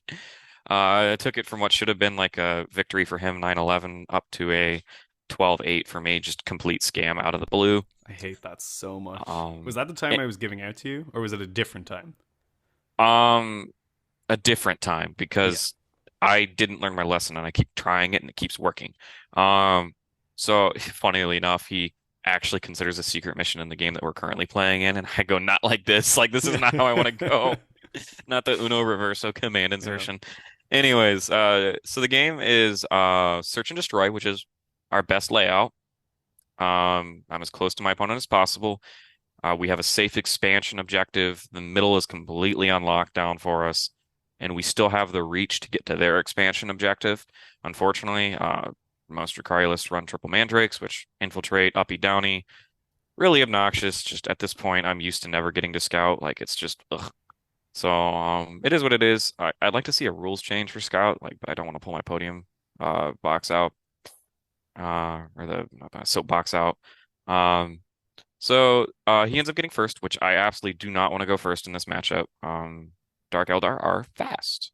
Scourges move like 12 or 14. Bikes move 16, and they have assault. There's Meltas and Dark Lances literally in the trees. Like the night is long and dark, right? Like I don't want to go out there. You can move, and then I want to react. I like I think me as a player, my weakest. Like I'll even acknowledge it, even like at the level that I play at, I'm probably weakest in my deployment phase. Like I like to react to the active state of the game and kind of not knowing if I'm making mistakes, and the deployment phase is really hard on me. So I just wanted to turtle up and then just push out from there. Getting second gave me exactly what I wanted that from that. I just scout into safety. I move Invocatus and some Jackals. What I knew they weren't completely safe, but I moved them to make it so that if he wanted to come get them, he had to commit some resources early, and that's exactly what he did. He gets first turn. He brings two bikes up and over. They both fart mortal wounds on Invocatus, bring him down to 4. Some mandrakes come up to try to clear the jackals, and he moves some scourges up to take some pot shots into Invocatus. Invocatus is a champ, took every Dark Lance to the forehead and didn't give a shit. What a king. Um, I think he made 3 invulns just straight up against the Dark Lances, and I was like, sweet. I mean, that's not like unlikely, happens. And I was like, but he's probably dead because now there's 2 Meltas pointed at his face. Breton shoots a Melta, misses, CP rerolls it, hits, wounds. I 4-up save it, and I'm like giggling at this point. Like I'm a fiend. And then he does it again, hits, wounds. I fail it, and I'm like, you know what? You paid a CP, I'll pay a CP, and I roll it back into a save. And at this point, Oh, I'm rude. like, I feel Rude. so bad, but at the Yeah. same time, 4-up invulns. I can't complain because I got 4-up invuln later in the tournament, but like Invocatus is still pretty durable. Like Yeah, he's people weird. forget that he can just live. Hmm. Mandrakes take pot shots at him, try to kill him. Doesn't happen. And then the mandrakes charge the jackals with the intent to kill him, and a few of them live. So like he committed 4 trash units to try to kill. I guess I won't call Scourges trash, but he committed a bunch of units to try to just kill 2 trash units. Which, granted, world leaders really suffer from taking those early losses because like that one squad of jackals, their job is usually to score like 20 points over the course of a game. So losing them early really hurts our game plan. So like I get why you did it. It was still a good play. We go to my turn. I think I rolled real bad on blessings, so I just had like +2 to move and feel no pain, just the 2 auto ones. You really can't get much worse. Other than if you do get worse, you legitimately can go cry in a corner. If you rolled the forbidden 1, 1, 1, 2, 3, 4, 5, 6. Invocatus with the +2 to move shoots right up the board and goes and says hi to the Scourges that just shot him because he's offended now. At this point, I'm okay with him like riding to his death. Like that's a good trade in my book. Less Dark Lances on the board means Angron gets a free game. Um, the spawn come out to clean up the mandrakes, and at this point, I throw a squad of 3 8-bound out to pick up 2 bikes, which all happens. 8-bound pick up the bikes. Jaggals are in position to now sticky the objective that they fell back onto. Now I got an icon reroll on that objective. Invocatus. I try to chuck grenades to try to scam him again with Invocatus. I really wanted to hit the 5 mortal wounds, pick up the scourges, because if I did that, then I could charge into another boat and just keep the spiraling train of just going. At this point, like he's down 4 units and I'm up. I'm down none. which is a Mm. fantastic place to be as a World Eater player. Like I'm just tearing apart the screens and maintaining my own like army's core. I didn't move Angron at all. I just didn't move anything else. I was like, I don't need to play the game. It's Scorched Earth. Like I want to try to win the game on turn 4 and 5. Also, his list had 2 boats full of Archons and Kabalite Warriors, which when they come out of the boats, they get 4 reels to hit, 4 reels to wound, sustained hits 2, which is enough. Which, if you watch the stream, very lethal. It's enough to kill like 5 8 bound and chew through 8 berserkers. Like, don't laugh. Like, I think that's actually better than Archon Incubi boats. So to his credit, I actually think it's way better because it's less of a commitment too, and they can go anywhere you want, and they actually always have a payoff. Um, so I needed to hide from those. I think I pushed my Rhino up a little bit behind a ruin. I made it so that if he wanted to come out and shoot Dark Lances at me, he could. 4 Dark Lances into a Rhino should kill it. Good chance it doesn't. So that was my thought process. Like, I want him to commit more Scourges to the middle of the board so I can just go out and clean him up. Even if Mo falls out of his Rhino, he was safe he was positioned. Um, we go into his turn 2. He moves some Incubi out. He does a little bit of positioning. He doesn't do too much with this turn. Same thing like as me. He's also turtling up trying to play the game on turn 4 and 5. Cheeky heroic intervention from Spawn, which I felt on top of the world for. Um, Forbidden heroic intervention. it was the forbidden heroic. Yeah, I know. Heroic intervening with Spawn. I was like, I pretty much spent the game at 0 CP this entire game. If I rolled Snake Eyes on like all of my charges were close to guarantee, but if I failed one charge, it was going to be hurting. But the we were just chewing through CP back and forth. Incubi charge the 3 regular 8 bound, kill him, and I felt real bad because like they statistically should have lived, and if I kept one 8 bound alive, I would have been so good. But I'm not going to complain because the Spawn heroic intervening clapped all 5 Incubi. And the reason that was huge, I wasn't anticipating killing the Incubi. It just kind of happened because Spawn just do that sometimes. I just want to keep them there so they couldn't get back in their transport because they have that rule of you kill something, jump back in the car, and they're gone, right? Like, so I wanted to keep them there. That was the intention of the heroic intervention. It ended up getting me my objective back, scamming him out of a unit, and getting me 5 extra points. Nice. And now I'm set up to really go because in my turn I have advance and charge, feel no pain up. And I just launch Angron out. Angron goes over and flips over the car. Like I asked him, it was just attacking like a Venom, which has 6 wounds and no save. And I was just like, Be fuck gone. this car. And there was no better charge to go after. But at this point, he's now down Dark Lances. He's now down like those forward trade pieces. I was like, you can come try to kill Angron with everything in your army You and probably I'm don't. perfectly happy with that. There's Mm. a good chance you don't. So I was like, Angron just needs to go out and play the game. I wanted to make sure I held that objective. 8 bound pushed up. I think I auto advanced 5 Khorne Berserkers straight up the board to just mess up some Mandrakes. I probably shouldn't have pushed my Rhino up, but I still think it was fine because it put pressure on him to throw his boat down. Ended up working out for me. And at this point, just gas was turned on, like we're just flooring it. I managed to steal his objective from him, the 5 Khorne Berserkers, OC2. It mattered a lot. Like it allowed me to flip the objective and set up for like some annoying blood surges. So Mo, 5 Berserkers are all in that corner of the board. 8 bound are staging. The exalted 8 bound are still in my deployment zone, haven't moved at all. That's fine. I want them to be able to counterpunch Lilith, which they're very good at. If you watch the video, they're very good at ramming their head into the Lilith squad and just tanking it like champs. Angron was in a good position now to play the game, and I kind of just had him locked in his deployment zone. He goes to his turn. The 2 boats drop down. Oh, yeah. Notably, the Spawn charge forward into the void and kill more bikes. So, like, they've killed 3 units of trash. They're still fully healthy, and now they're in his deployment zone pretty much. So I said those boats are really lethal, right? So one boat drops down, hops the Rhino that Mo is in, and kills 8 of Mo's friends. The other boat Ooh. drops down. The boat drops down and does 3 damage to one of the 2 Spawn. And I was like, feels good, man. Yeah. Feels good. These are Then he not the proceeds to same. charge them. He charges the Spawn with 5 Incubi and just kills the injured one and leaves the other one fully healthy. And I was just like, I feel like I'm scamming you so hard. Spawn does nothing back, which is fine. Honestly, He's already like MVP. I might retire him onto my trophy case and just Yeah, paint another one. yeah. Nice. And also notably in that turn, I ingress 3 Exalted 8-bound. So now I have it set up so his boats drop down, and he had a screen in front of both. And I had it set up so that I had 2 threats on both sides of the board to charge the screen, pile through, and then get the Kabalite warriors on the other side.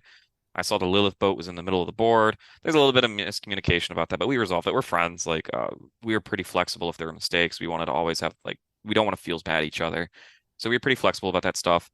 My thought process was I could have done the play of kill the boat, pile into the fights first and do it.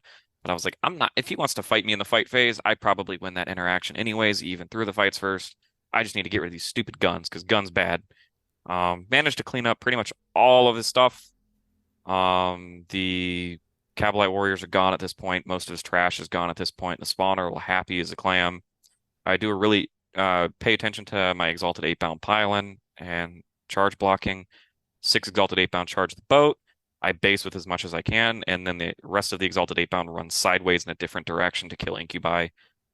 Still, it's kind of cheesy, but you just kind of have to play fight phase like that. It's the small stuff that matters, the double pile-in stuff, and being able to go sideways. It netted me killing 3 extra units. Very important units because I implemented those plays. So Mm. guys, please go take a look at that and look at how to do that stuff. Notably, There's that a ton 5%. of like subtlety in the pylons that like allow you to just tap other stuff. You know, Yep. it's really really important. And just like kind of like when Dar was doing his recap, like we'll do like meanwhile in a different universe, the 5 Khorne Berserker squad that seems to always be going on a side quest lived getting shot at and blood surged into scourges and kept them from flying away after they shoot. Oh, that's Oh, so good. I missed and that. I I didn't see that on the I stream. pinned them there and they couldn't fly away and I was like, sweet. And it Beautiful. allowed me to keep an icon on the objective. I think they failed their battle shock, but still like that squad lived for it lived a whole like 2 Dark Lances and 3 Venom Cannons and some change. It should not have, but that's the thing. Your opponent still has to respect Blood Surge.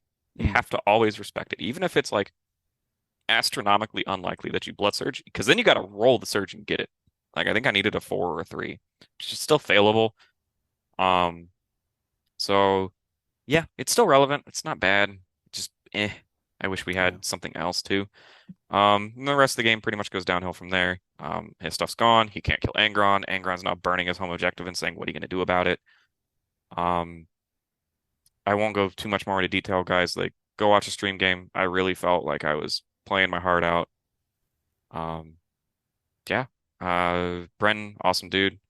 Uh, you gave me a good game. I just had, I think, a better GW layout. I think that's all it was. Nice. Yeah. Great stuff. Great stuff. So finished day one on 3-0. Pretty sweet, man. Yep. Pretty sweet. I it finished it day one on 3-0. It was a very hard game on my brain specifically because I was really exhausted at that point. Um, typically, I mean, I've only not 3-0 to day one once, and I was really early on in my tournament career, so it used to keep me like originally when I had 3-0 would keep me up at night, but at this point I'm super relaxed and I was so tired from that day that I just went to bed. Like I just knocked out, even though like we were joking that our hotel room sounded like a war zone with all the snoring and other noises. Because there's 8 people in there, and It's a all of lot. them are some of the loudest snorers I've ever been around. And I'm a very light sleeper, which is a dangerous combination. Not But amazing. Yeah.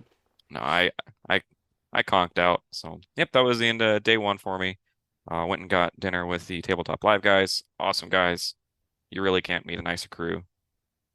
So Dar, what about your game three? How did you scam your next opponent? Oh, the scam was real here. This is maybe the second biggest scam I've pulled. Maybe the third biggest scam I've pulled off in my life. So me and Peter's game actually ran quite late in game two. So I literally picked my toys up from one board and brought them straight to my next board. Um, which was kind of rough because I was paired into Thousand Suns. So I didn't get like a break. I didn't have a mental reset. It was just straight into the next game. And I was very, very tired. And obviously, Thousand Suns is a game you need to be quite switched on for. So I was playing Phil, who had a really gorgeous Thousand Suns army. A lot of the Rubric Marines had like kind of like they were like made out half made out of rock, almost as if they were like coming out of stone. It was really sick. And his list was pretty cool. There were some things in here which I hadn't seen in quite a while, just because I guess Thousand Suns have changed a lot now.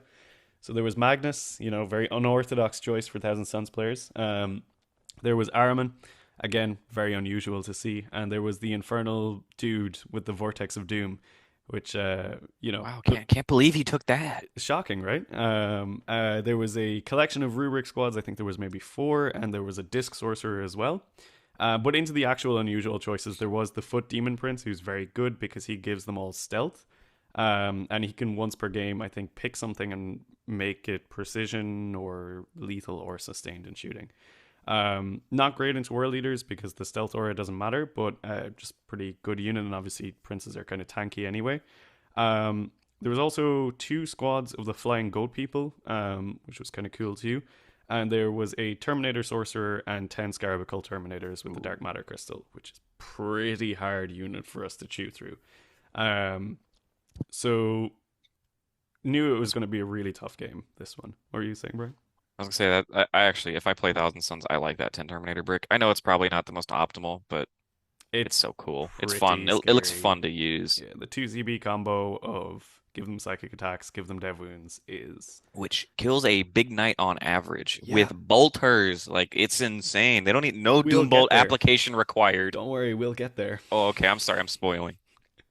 So we were playing on Scorched Earth as well, so the one where you can burn missions. It's still on Crucible, and I think it was Fog of War was the mission rule, so no core strats in the first turn.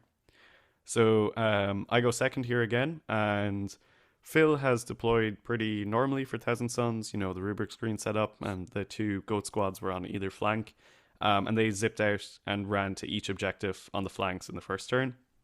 And otherwise, Phil had a very kind of like passive movement, just setting up his various screens, setting up Magnus in a position where I obviously couldn't reach him. I also rolled the Curse Blessing. I just had Feel No Pain up.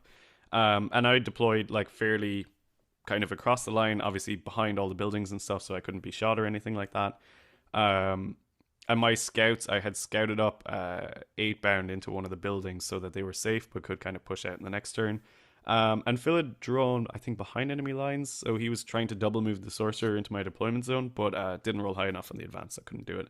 But still had the sorcerer pretty far up, which I was like, that's interesting. Maybe I can nab that boy in the next turn. And then the goat people jump on either objective, and I think they might have done cleanse or something like that. And I was like, okay, fine. I don't really have much to do in my first turn because there's nothing in front of me that I can interact with. So I was like, okay, I'll build a castle, I guess. So I built a really big castle in the midboard. Put out the 5 berserkers on the objective just to be like, hello, we exist. Put out jackals there as well. I think there was like one berserker touching the objective in cover, and then the 10 jackals on the point.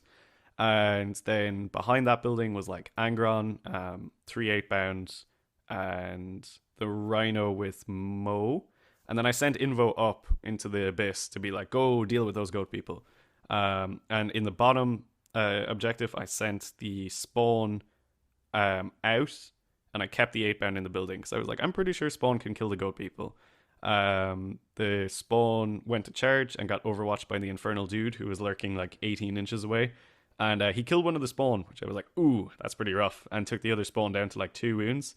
That spawn made it in and wounded one of the goats, and that's all it did, which I was like, not great, because that meant that he controlled that objective, because they're like OC1 each, and I only had like 1 8 bound on the points, because I couldn't get the other ones on without them being like chargeable through the wall.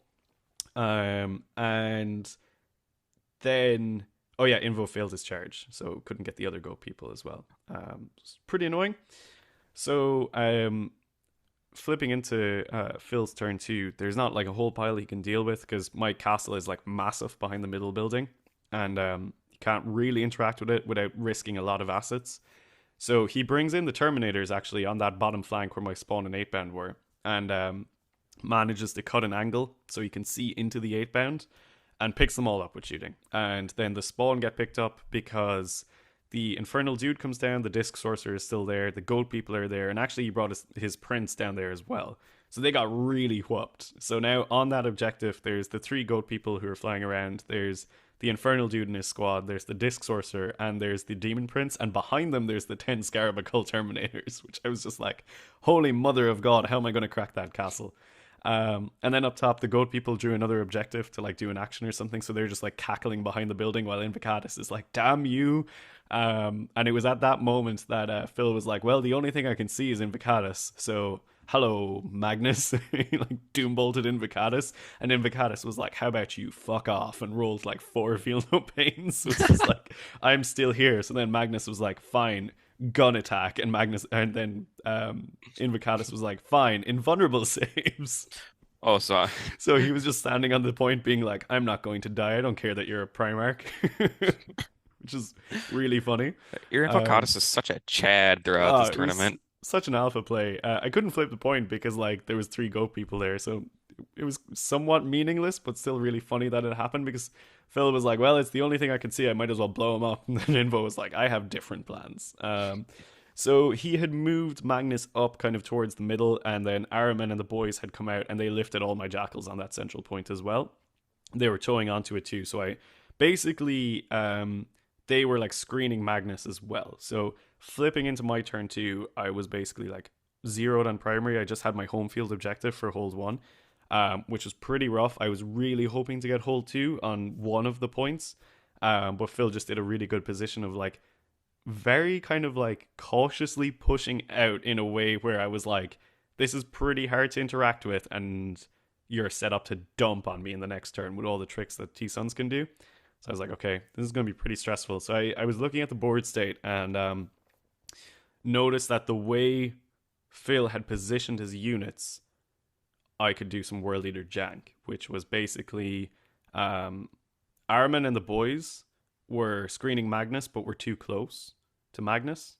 So I was like, I can lift Armin and the boys with some 8 band, and then pile Angron into Magnus, which is like, cool, great. And I looked down on the bottom flank, and I was like, I can send the 5 Khorne Berserkers into the flying goat people, pick them up, and then have my exalted 8 band brick pile into the Infernal Dude, the Demon Prince, kill them, and pile into the Disc Sorcerer as well.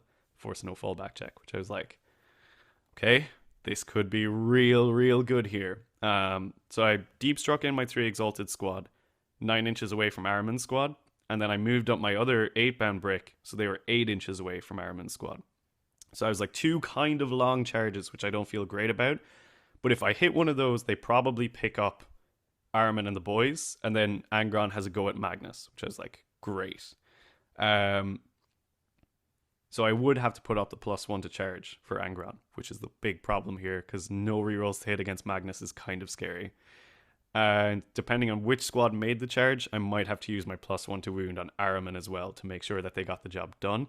Hmm. Otherwise, the Berserks came down and charged with the Exalted into the Goat people, and we'll get there in a sec. And actually, Mo and the boys hopped out of the Rhino and were like, we're dealing with those Goat people up in that corner because Invocatus tried to move and got overwatched and died, which is fair enough. So Mo and the boys ran into that building and killed the Goat people who were burning that objective. So it was like, great.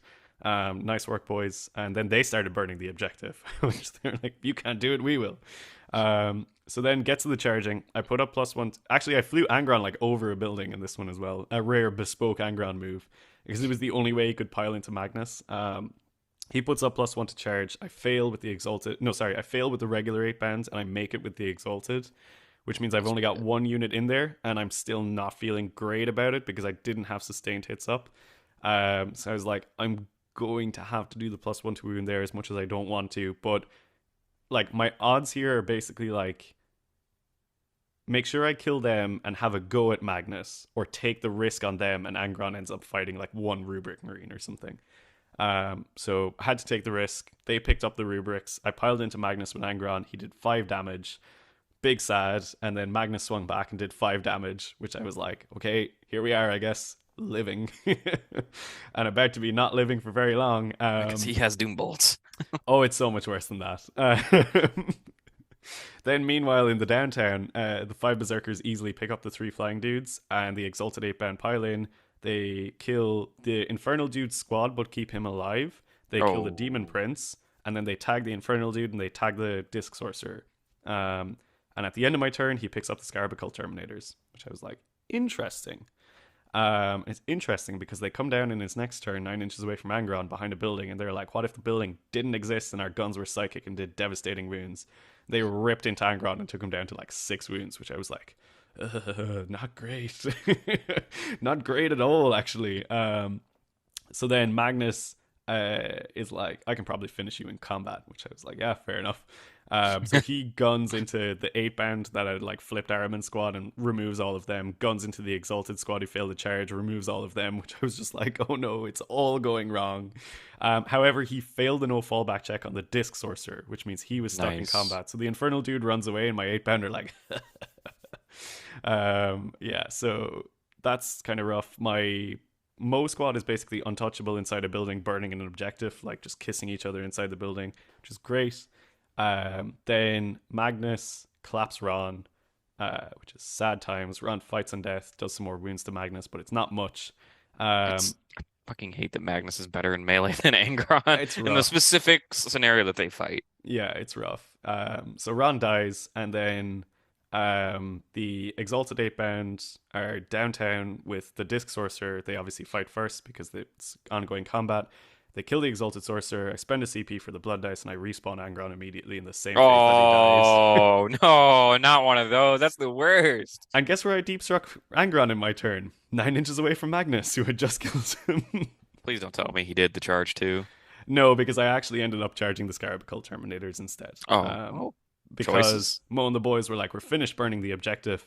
Let's do that job that Dad can't do. And they ran in, and Mo walked in, and he did enough damage to have one tapped Magnus the first time around, even if he was on full health. See, And then I I'm was conv like, okay, I'm going to use Gory Massacre for 1 CP because this squad is strung out everywhere. Are And you within. sure Mo isn't our actual Primarch? So No, this is wait, it. did you hold on? Wait a minute. Yeah, I yeah. need to re-go. What did I just hear? What the fuck did I just hear? So Okay, Mo killed Magnus, rewind. and my squad was like spread out everywhere because of how long of a charge it was. And I was like, I need to look up the stratagem. And I looked it up, and it's like everyone within 6 inches of the squad that killed the enemy unit, which I was like, holy shit, his whole army's within 6 inches. So I was like, Cabal points are generated only if you're not battle shocked. Which I was What like, the? is this an Omega Brain play? So I was like, 1 CP Gory Massacre. In your next command phase, everyone is going to have to battle shock. Which I was just like, seems worth. And it also would have zeroed his primary. Which I was like, okay, let's try. Um, and then the Scarab cults were like dealing with Angron, who was like battering a couple of them every turn. Like he would kill like 3 or 4 basically. Yeah, it's gonna get him in chunks. Yeah, my Exalted 8 Bound had also like died at this point after like killing all the stuff from the corner. They'd been shot by the Scarabs, and then they like got shot by the Infernal dude. And eventually they got worn down. They charged into the Scarabs and killed a couple, and then got killed back themselves, which was fine. Because Mo was just like harassing the Thousand Suns lines aggressively by being like holding up Magnus's head and scaring them all. So flips into his turn, the Gory Massacre pops off, and he passes every single battle shock test. So I was like, yeah, serves me right for doing it. Okay, it's as bad as we thought it was. We're Yeah. okay. Continue. I thought you were about to say, and he failed every one, and I was gonna If he be failed like, every one, he's got 0 Cabal points, which I was like, that's that's. kind of Do you know funny. that was gonna be worse than the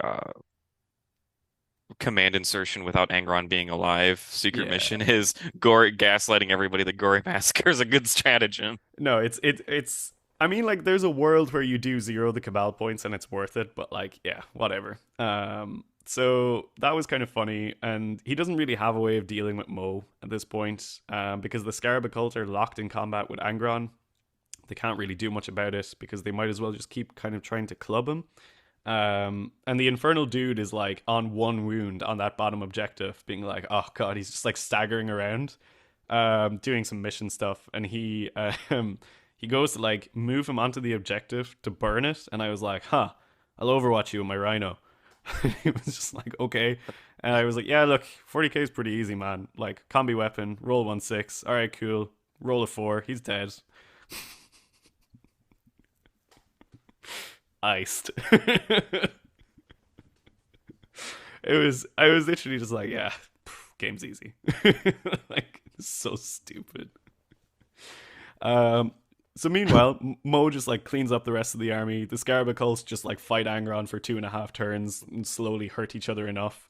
Um, and then Mo eventually gets stuck in as well. And like it just the rest of the game was basically just like clubbing each other around the midpoint, but all my Smoke. assets are still just running around doing scoring, which I'm like, all right, fine. So yeah, that was a really funny game. I think it ended up being quite amusing. I won that one 71 to 58. I burned Mo his home cleaning. field as well, which was just really funny too. That's just Mo cleaning up after her dad's mistakes. Yeah. Yeah, And Ron had a really rough game, but I think the psychological damage of respawning him in the same phase he died was enough to see me through in that one. yeah, also not the psychological damage of somebody. You're like the second person ever to use Gory Massacre. I think Jason beat you to it. Fair. And then I've overwatched with Khorne Berserkers before, which I feel like is just as cursed with as overwatching with a Rhino, but like, As an infernal sorcerer on one wound, I'm like, I'm gonna take that risk, you know. yeah, sure. It's like, yeah, there's like a 10% chance I just scam you. Yep. Yep. So still, it was a really hard game. I mean, like I had to like pull off some moves to get through the Thousand Suns matchup, and it like by no, it might sound like it was fine. It was not fine. Like after my initial kind of push kind of bounced, the only way I was able to stay in that game was because Phil had kind of positioned his screens too close to each other that I was able to do all the pile in tricks and like take advantage of it. And obviously the Exalted 8 bound, you know, locking up the Disc Sorcerer and then using that to respawn Angron was huge. Ultimately, Angron didn't do a lot, but what he did do was tie up the Scarab Occult Brick for like 2.5 turns, which meant Mo could just like wreak havoc in the backfield and like kill everything else basically. So yeah, pretty scary game, but glad I pulled out the win in that one. It was tough going. Awesome. Yeah, that was it. And a lot of the stuff Dara was describing, like the double charge pile in, like you got to get real technical with your position to really get the most mileage out of your Exalted. As much as I shit on the Gory Massacre play, that actually sounds like it was one of the few scenarios where it would ever make sense to use that. Let me be Ironically, real. I didn't do Thousand it because it was Suns, tactical. I did it because Mo did enough damage to have one shot Magnus, and I was like, I want you to he feel earned this this. pain. I He called earned Dan this. over. Dan was like TOing. I was like, Dan, Judge. Dan Judge, came over and watch. he was like, What? What's up? And I was like, I just used Gory Massacre, and he was like, What is wrong with you? So that was pretty funny. But yeah, it was a good way to end day one. So I ended day one on 2-1, and you ended on 3-0. Yep. So, Which going into game four, hmm. I pair into Death Guard, which I was looking at all the pairings that I could possibly get into at the end, like at the end of the night, and I didn't want anybody. Like this just sucked. Everybody here, like ranging from 4 players, top 100 global ELO, out of like 12 people. Um, a few of my teammates, which are very familiar with world leaders at this point and could body me. It was gonna be like my next 2 games were definitely gonna be like clawing for it. I fortunately get paired into not a bad matchup, but still a great player. It was Death Guard, not traditional Death Guard. Like there was another Death Guard list in the room, actually a dude that went undefeated.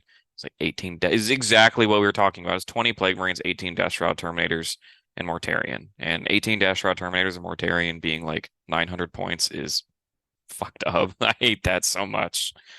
But this was more of like Chaos Knights, but Death Guard. Um, 2 Brigands, 1 Carnivore, 3 Predators, all the demon engines, and he did have one 6-man Death Shroud brick, and then just a few cultists and Mortarion. Also, props to his name's Joshua Minnick. He's a very, very talented painter and hobbyist. And if I ever play Death Guard, this is definitely what I do. If you guys don't know, Mortarion has a silence, and I forget the name of his weapons. It was like silence and The lantern, silence lantern. and lantern. And Mortarion's built so that you can model it with like left-hand pistol or right-hand pistol. And he decided to screw the pistol, and he did double scythe Oh, in that's both so hands. cool. And it looked like the Diablo character. I Yeah. forget his name.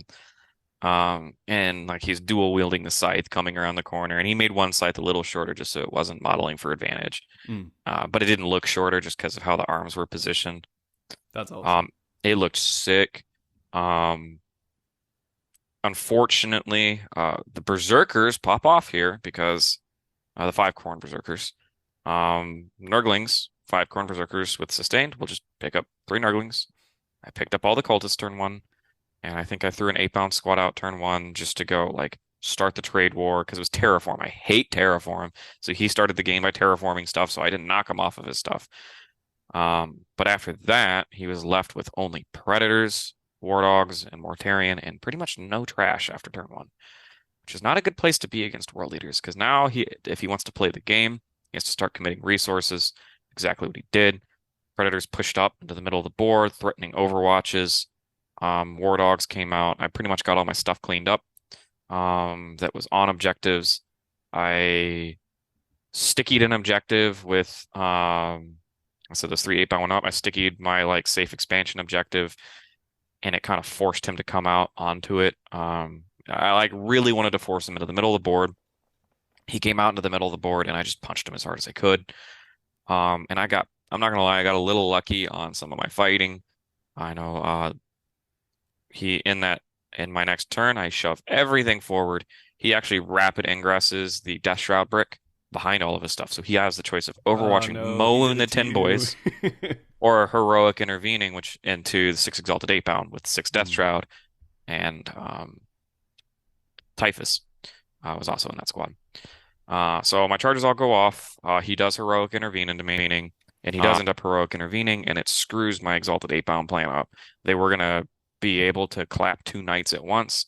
Instead, they're getting a Mephitic Blight Hauler, and now they're stuck touching 6 Death Shroud Terminator, which like is like not where they want to be. Not amazing. On the other side of the board, I looked at Morty and I was like, "You are dying this turn, and I don't care what it takes. You're dead." Like Hmm. Angron was going into him. Three regular 8 bound charged to my Mephitic Blight Hauler. Invocatus also charged the Blight Hauler that was right next to Mortarion. So the idea was 8 bound, we're going to kill the Blight Hauler. Invocatus is going to pile into Mortarion and keep going. Angron double charged the Blight Hauler and Mortarion, and Moen 10 charged Mortarion as well. On the other side of the board, 3 Exalted 8 bound and Jackals charged a Brigand and a Mephitic Blight Hauler. And my goal is to just take as many things off the board because I know these 3 Predators are going to spread my cheeks on the next turn. Those Predators, Death Guard Predators hurt. So we go to the turn, activate the 6 Exalted 8 bound first, just because I want to rip that band-aid off. They do have Angron next door, so they are getting rerolls to hit. The 4 Exalted 8 bound pick up 4 Death Shroud Terminators Ooh, just banging. out of the blue. And I was like, well, Nice. that makes that heroic intervention feel a lot better. Hmm. And the 2 Exalted 8 which are just regular, not the Sergeant, still pick up a Mephitic Blight Hauler with 8 attacks. And that thing has like 9 wounds or something. And I was like, oof. I was like, I didn't Quality. expect that to happen, but I'll take it. All right. Which it's only like these things are like 80 points. And it's Yeah. just, I mean, it like felt great to kill, but I was like, oh, like I still only killed like 200 points of units and I spiked you hard. This doesn't like, what the fuck is this? Yeah. Um, the 3/8 kill the Mephitic Blight Hauler. Angron activates, only does like 4 damage to Mortarion. And I was like, well, Lame. this sucks. Invocatus piles in, pops off, and like puts 8 dev wounds on his dumb head. And I was just like, screw you, like dumb, stinky man, which is very important because the 8 bound were nearby, and Mortarion ticked 1 wound below half. Oh, nice. And now Nice, Mo and the nice. 10 like cracked their knuckles. Mo Taco Bell rings Mortarion over the top of the head, brings him down to like 2. Like I spiked Dev on him again, and it was just 40 Berserker attacks fishing for days with like sustained wounding on 6s still, but full rerolls to wound, Hmm. and we shred him down to nothing. This allows Mo to pile into a Predator, just exactly where I want to be. The Predator doesn't have enough guns to kill the whole squad, but I'm at least saving myself because like he either gets the choice of falling back with the Predator and it not shooting to be able to get more shots into Mo, but that nets him total less shots, which is awesome. The other side of the board, the 3 Exalted 8 bound pop off, kill the Mephitic Blight Hauler, and the Jackals are just like harassing a Brigand because the Brigand's just trying to kick him away but can't. And I was like, go get him, boys. Um, at this point, he's just lost too many assets. Typhus activates and he has like 5 attacks and he rolls 3 1s hitting on 2s. And I was just like, oof. So like this whole play that he set up was actually really cool. He just got like kind of screwed out of just by poor dice rolls. Um, he goes to his turn. One of his predators actually has nothing to shoot at somehow because everything's tied up. Um, he does clean up a few things here and there, but Angron just runs away with the game. There's nothing on the board that can kill Angron anymore. Um, Mo pops off and just one taps the Predator with Death Wounds. I just go, bam, 4/6 is gone. The rest of the Berserkers didn't even have to swing. And I was scared of the remaining Death Shroud. Terminators were like two, so Sergeant and Typhus. I was scared of an Overwatch, so I piled into a Brigand, which Mo pops off in one shots again. He just couldn't stop rolling sixes. Man is hungry. So at that point, we kind of just call the game. Mm, Tally up points. Ended up finishing the game 94 to 77. It was a little bit nice. closer than it should have been, just because like it was hard trying to keep him off of all the objectives because he had a I mean, the lot of board durable presence is stuff. crazy for DG. Right. Like And it's you they're just get everywhere. you get punished. That army punishes world leaders super hard if you make Mm, mistakes. They still die pretty easy. And the one advantage we have in that matchup is we get to dictate the pace of the game. We get to have the first fight, which is so important, but they're just so cheap. It does not feel good playing against them. It's just yeah. their 90-point units are hard for us to kill. Like, and that just it just hurts, man. I want It's I okay. want It's okay. Hellbrutes to You be got through. 80 You got points. through. It's okay. Imagine Hellbrutes are 80 points. I Just know. I know. and that's like, No. and you're just like, oh, that'd be broken. But Death Guard has that, and somehow I don't know. Death Guard's bad, apparently. Don't let Yeah. them gaslight you. Death Guard's broken. So that game's done. I'm on top of the world. I'm 4-0, going into the finals game after this. At this point, I'm just hungry. Go across the street, have a nice, good, juicy burger, and I'm just waiting for my pairings to come up. Feeling good. So I guess, Dara, how bad did you make your next opponent feel? Yeah, Scam City is still going strong here. If you thought the scams were bad on day one, they only get worse on day two. So I paired into Pole with Crusher Stampede, which was immediate like big red panic button for me because I was like, I haven't played Crusher. I don't know what's going on here. Paul had never played World Eaters, so he didn't know what was going on there. Which is interesting because we're both looking and being like, well, it's going to be a learning game for both of us, I guess. Um, Paul's list was super cool. But there's one key factor which was not in this list, which made the game pretty okay for me. So I'll see if you can spot it actually, Brian. So the list was Death Leaper. There was the Swarm Lord. There was a Lictor. There was the Parasite of Mortrex. There was three Exocrines. There was one Tyrannofex with a big boom. There was two Maliceptors. There was two Norn Emissaries, and there was a Biovore. That was the list. And what do you want me to spot? What's off about it? Why do you think this list was like okay for me to go into? I mean, it's all big monsters. Mm-hmm. And And no screen. yes. Well, Yeah. that's typically how a lot of I mean, we have a team on our team, one of our better players does play a similar list. Hmm. I We're thought it was typically interesting because there's no speed bump to be like, I did, yeah, because I like having a gargoyle squad because I think the yeah, battle that's line what we were too, saying. One Gargoyle squad would have made a big difference in this game. because that keeps you from getting secret missioned, which that list is Mm-hmm. very prone to getting secret missioned. So Mm-hmm. yeah, you can So kind of just go, yeah. just get them. So it was interesting. We were playing Linchpin, which is hold your own, holds points in the middle, and the two maps on day two were Search and Destroy. Like we all know and love Search and Destroy. So went. Did I go? I think I went first. No, I went second here. Um, and I was like, Paul's first turn was basically like push up and exist in places because he very cleverly was like, "Where's your threat line? I'm deploying behind it." But the problem with Crusher is like a lot of the bugs move like 8 or 9, so like he couldn't move out enough to actually like shoot anything in the first turn. I'd scouted some 8 bound up into the middle, and interestingly, well, it's not interesting, I guess, but it makes sense. He picked like the bottom objective and his home field objective as the two ones for the Norn, which, maybe a little bit unusual, but the home field objective as the Norn's objective on Linchpin is a vibe. So he put a Norn and a Maliceptor, which gives me -1 to hit in combat and can also do other stuff on the home field, which I was like, good God in heaven, that's going to be a bad nut to crack. And then towards the bottom, he brought down the Norn, he brought down the Swarm Lord, he brought down What else did he put there? It was a Maliceptor, the Tyrannofex, and an Exocrine, all Holy on that like bottom shit. objective, which I was like, "Hello, Castle City," and there was one Exo in It's a lot reserve of as well. meat. A lot of meat on that objective, yeah. So basically, my 8 band ran up towards that objective and just like clapped at Leaper in the first turn. They were like, "Go away," and killed him. And then what I did was I had positioned pretty much my entire army behind the big building facing into the middle objective. And I was like, okay, give me all your maximum measurements on all your gun bugs and give me the sight line into the middle because there's like an L here and an L here in the middle objective. So we had this like wedge, which was like, as long as I'm inside the wedge, no matter how far you move, the gun bugs can't shoot what's inside that triangle. And we had really good communication about it being like, this is exactly where they need to be. So within Senior Wedge, the Dorito of Doom, as I was thinking of it, I set up my 6 Exalted 8 band and Mo and 10 Berserkers, which I was like, they're going to exist here and they're going to fucking dump ever loving hell on you in the next turn. I was like, I don't give a shit that Norn is sitting on the home objective. Its ass is mine.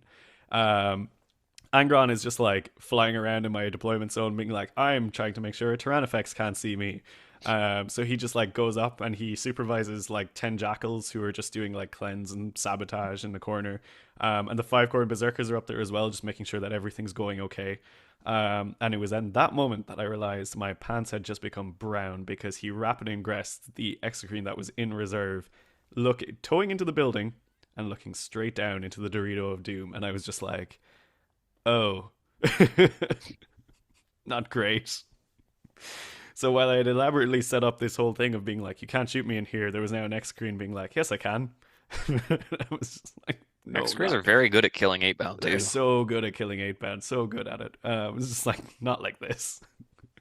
He then flips into Paul's turn, and the Swarm Lord charges those 3 8 band who were like squatting on the Norn's objective, which obviously they didn't hold because the Norn's like OC 1 billion and there's like everything else there as well.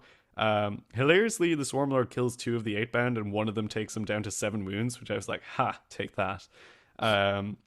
Then the Parasite and the other Lictor like drop in my deployment zone, and they're doing actions, and there's Boar Mines being super annoying as well. And the rest of it is like, you still can't really shoot me, so it's okay. But then the Exo shoots into my Exalted 8 band squad and kills 1, which I was like, tight. Sometimes you just roll 5s, and I was like, yeah, cool, sweet. I only lost 1 Exalted 8 band, which I was like, excelente. So I was like, I'll raise you a rapid ingress, and I rapid ingress my 3 Exalted 8 band right like 9 inches away from that Exo to be like, I will revenge myself in the next turn. So next turn comes around, and I push hard, real hard here. The Berserks come out with Mo. The Exalted 8 band come out. The Exalted 8 band are charging the an Exocrine, which is on his home fields, with the intention of killing that, and then tapping into the Biovore, which is like low leadership. So I'm like, cool, they're stuck with him. And Mo and the boys are eyeing up the Maliceptor with the intention of being like, I'm going to dump like 21 OC on this point, plus 6 for the Exalted 8 band. I will actually take your home field off the Norn, as long as I kill both of those things and tag the Biovore. Then the 3 8 band and the 5 Zerks run into that Exocrine that had ingressed. And the Swarm Lord, who's like waddling towards my home field objective, I was like, don't you even dare think about a secret mission. So my spawn come in from reserve, and Invocatus comes in, and they both charge the Swarm Lord. And Invocatus is just like, hello, I have dev wounds. Rolled 4 6s. Swarm Lord was on 7 wounds. I was like, he's dead. Which was just like, sure, I guess. And then the spawn were like, we're feeling confident, and they piled into the Norn, and they were like, woo. And then the Norn was like, I don't give a fuck if you have 4 up, feel no pain, and just boom. Which is like, okay, You can't scam them all the time. I can't scam them all the time. The 3 8 band and the 5 Zarks flipped the Exocrine that had come in from reserve, which I was like, nice. I think that was like probably a little bit above average. And then we get to the real important one, which is the Exalted going into that Exocrine, and Mo and the Zerks going into the Maliceptor. And I fail the 5-inch charge going into the Exocrine with the Exalted 8 band. And I re-roll it, and I fail it again, which I was like, not like this. And then the Zerks go in and they obviously one tap the Maliceptor, but then they're just like, That's not even obvious. Like they just shouldn't, I think, there. well, I guess not. But at this point, I was just like, Mo's killing literally everything in the game, so it's fine. Again, you're just gaslighting yourself that you Yeah. just roll sixes, the game's easy. So I was like, okay, I'm not going to pile into the Norn because it's probably going to like harvest the squad. So, you know. So then I've got my like 5 Exalted 8 bound just like dicks in the wind facing off against like another Exocrine, the Tyrannifex, and a Maliceptor, which was like Oh, they're gone. not feeling great about this one. So then next turn flips around and Paul picks up Assassinate, which is not great for him because Angron is still a million years away in my own deployment zone, just like giving the handshake to all the jackals that are still there doing different missions and stuff. Make, Um, make sure they're good. No OSHA violations. exactly, yeah, exactly. Because I was Good just like, as soon supervisor. as I push this guy up, the fucking Tyrannifex is just gonna flat six damage him into the sun.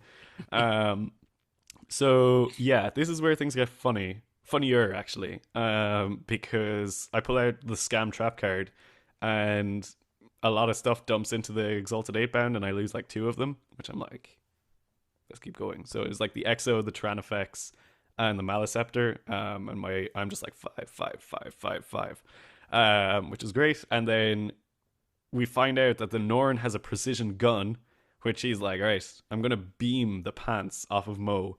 Then you want to fight first and all that good stuff, so I can just like charge into you. And I was like, that's probably quite a great play actually, and you're gonna get assassinate too.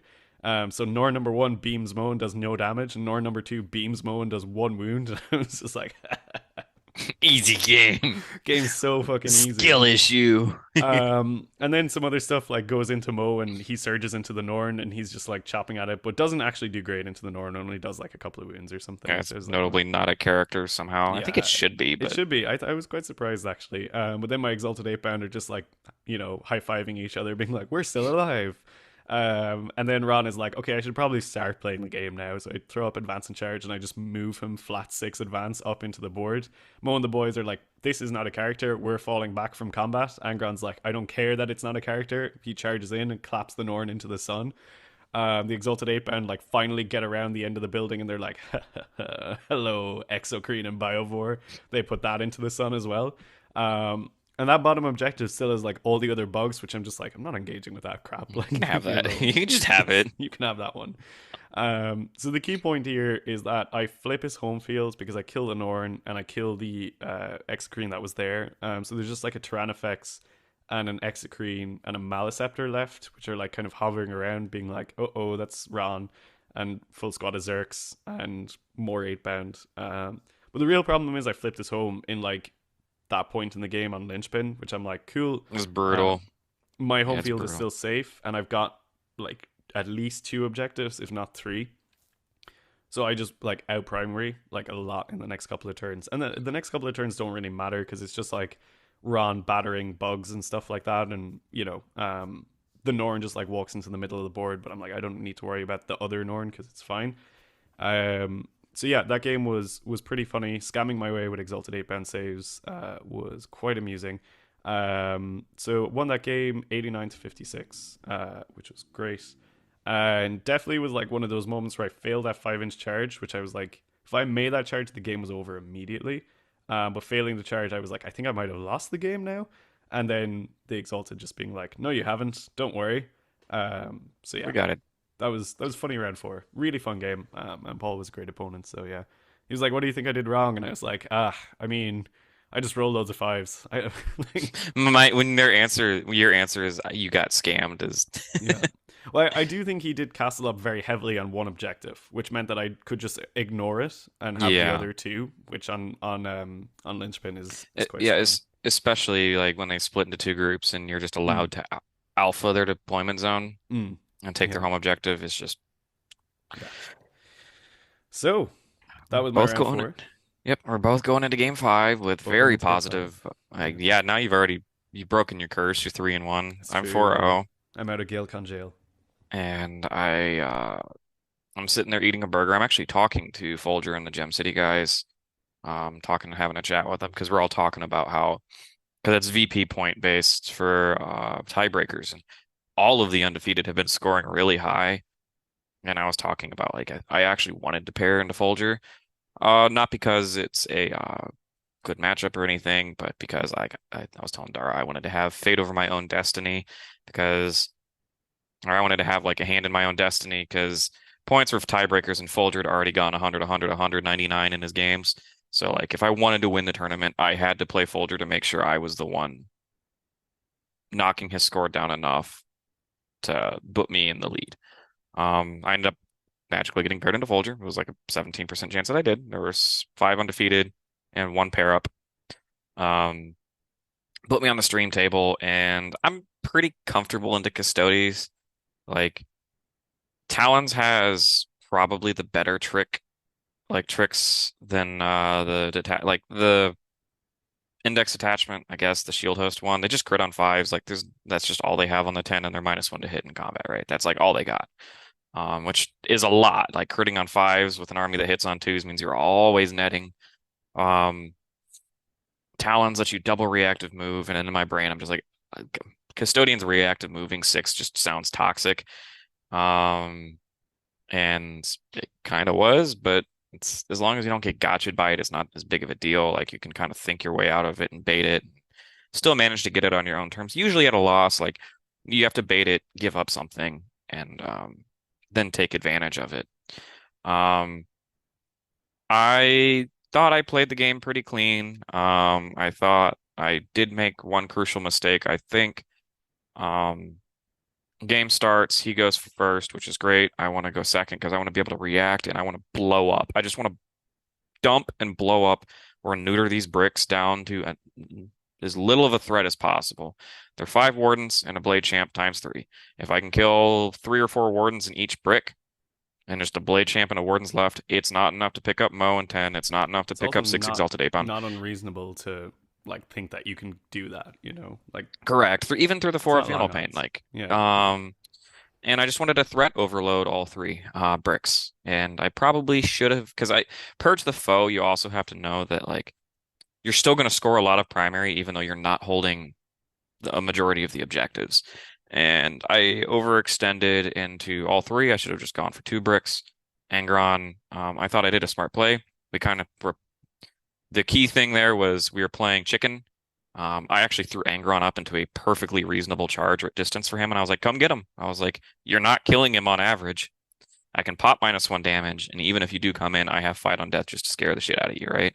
And it worked. He didn't want anything to do with Angron, and it allowed me to get Angron in the middle of the board positioned. And it was just kind of like a psychological game. Like I probably wouldn't have charged Angron if I was him, and that's why I was just like, "Yeah." But I could get feels bad. Like there's a world where he does charge, kill Angron and I don't fight on death, and now I'm just out of Demon Primarch. Well, he didn't do that, and that still happened. So, Yeah. go into my turn. Invocatus baits a reactive move out, which is great because now that one brick moved forward to make sure I couldn't cleanse or take that objective, which is exactly what he wanted to accomplish.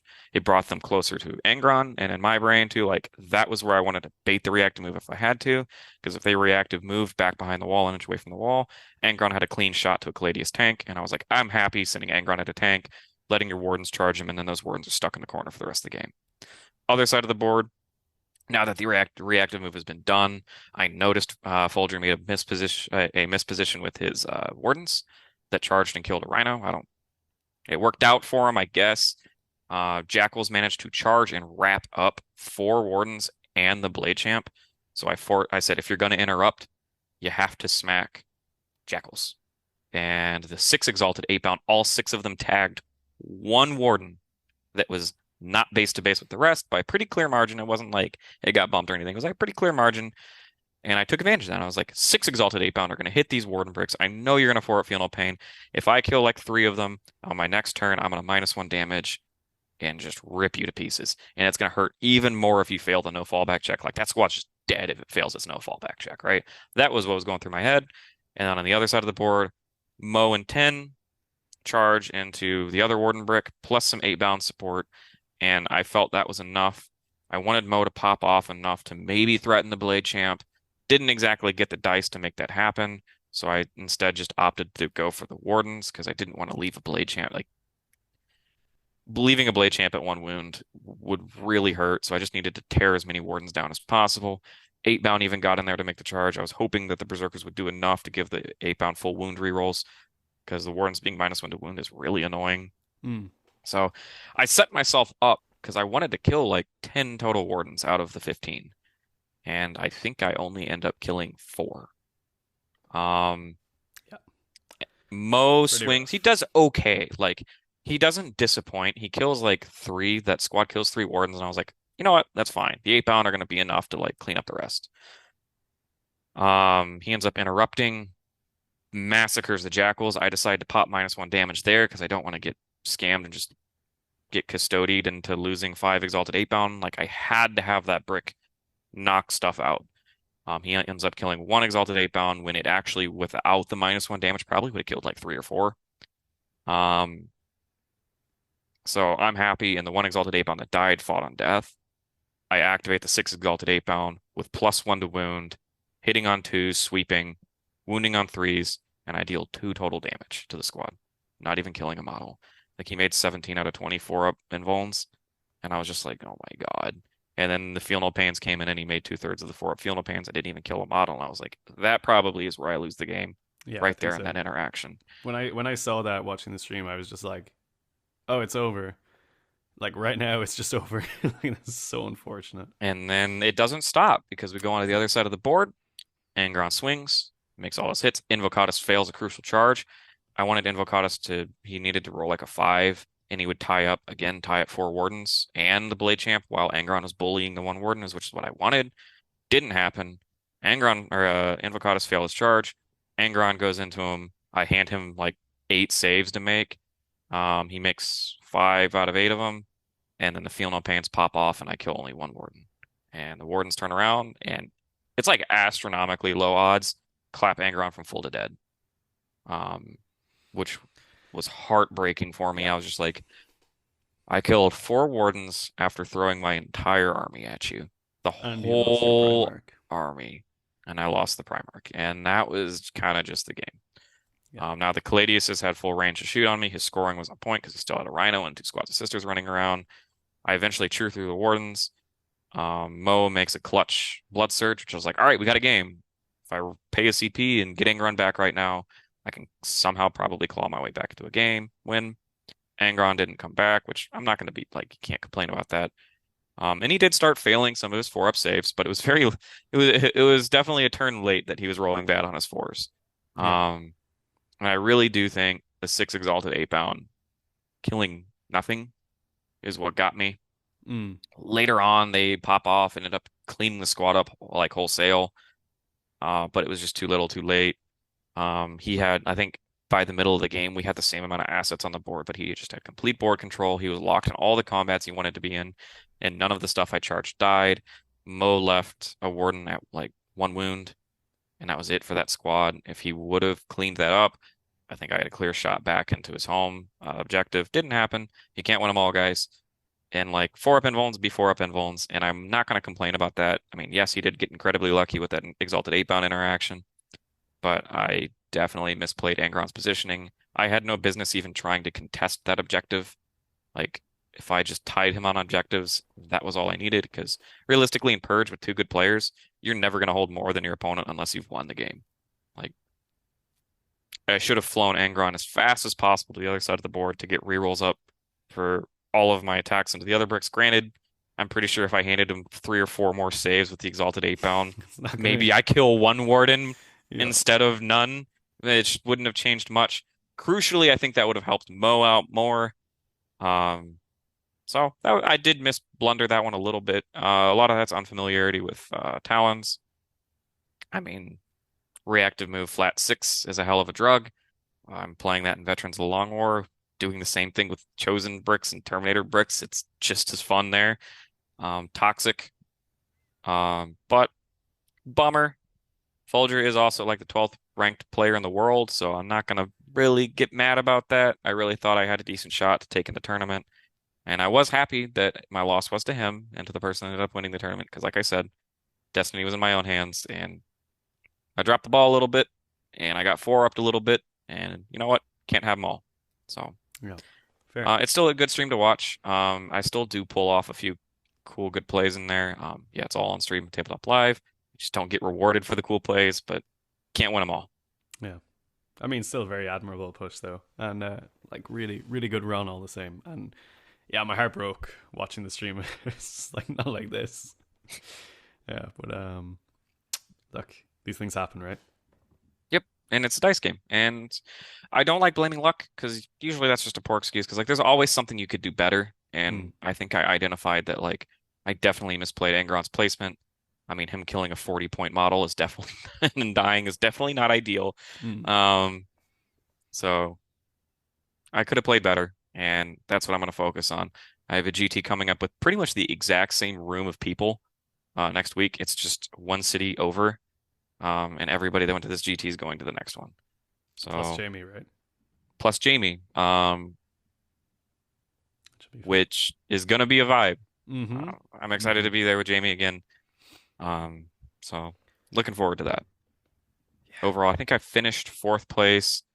I was a little salty because they had like they did best in chaos, best in Xenos, or and best in Imperium, and the trophy was a bust of corrupted Horus, and it was pretty big, and because you can't get duplicate prizes, and I was going to be best in chaos because you can't get duplicate prizes. Folger got best overall and first place, so first, second, and third got passed down.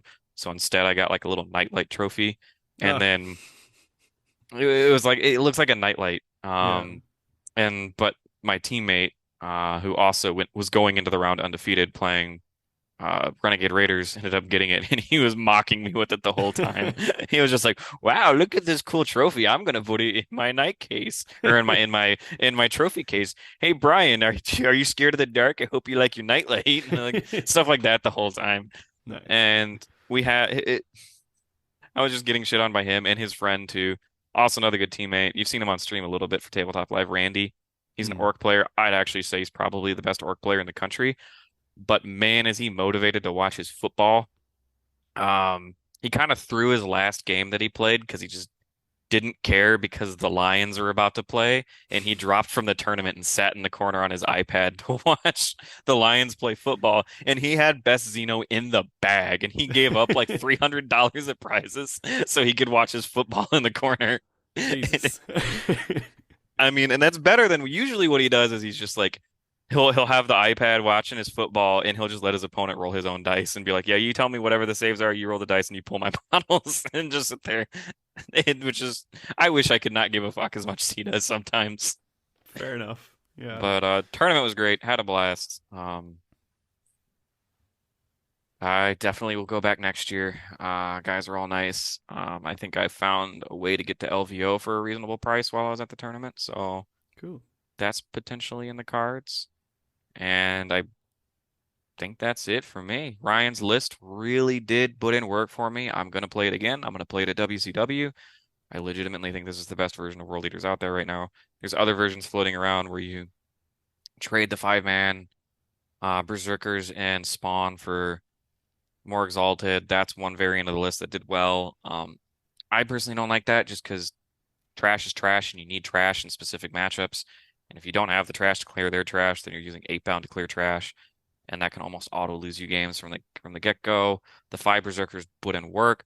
Spawn are still incredibly good. The two Jackals are still necessary, in my opinion. Every unit in this army has a very specific and important role. Getting any of them killed early is backbreaking, but they all have a job to do, and it just feels good. I feel like we're in a very good spot in the meta. I feel like the list that we found is really good. I wouldn't change a thing. And sorry, that was a long-winded recap of Game 5.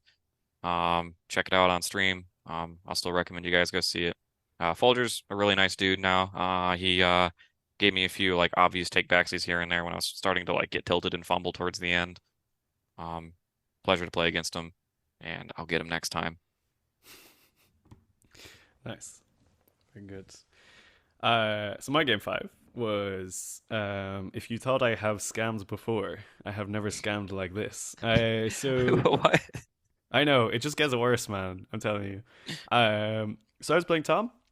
They are one of the people who play on Team Ireland, and they were bringing what is it called? Vashtor's Detachment Soulforge pack. Yeah, the Yeah. Archfang or So there was yes. Vashtor himself. There was a couple of Warpsmiths. There was three Vindicators, two Forge Fiends, 3x3 bikes, 2x10 cultists, and think that was it. Lots of guns, basically. Tons of guns.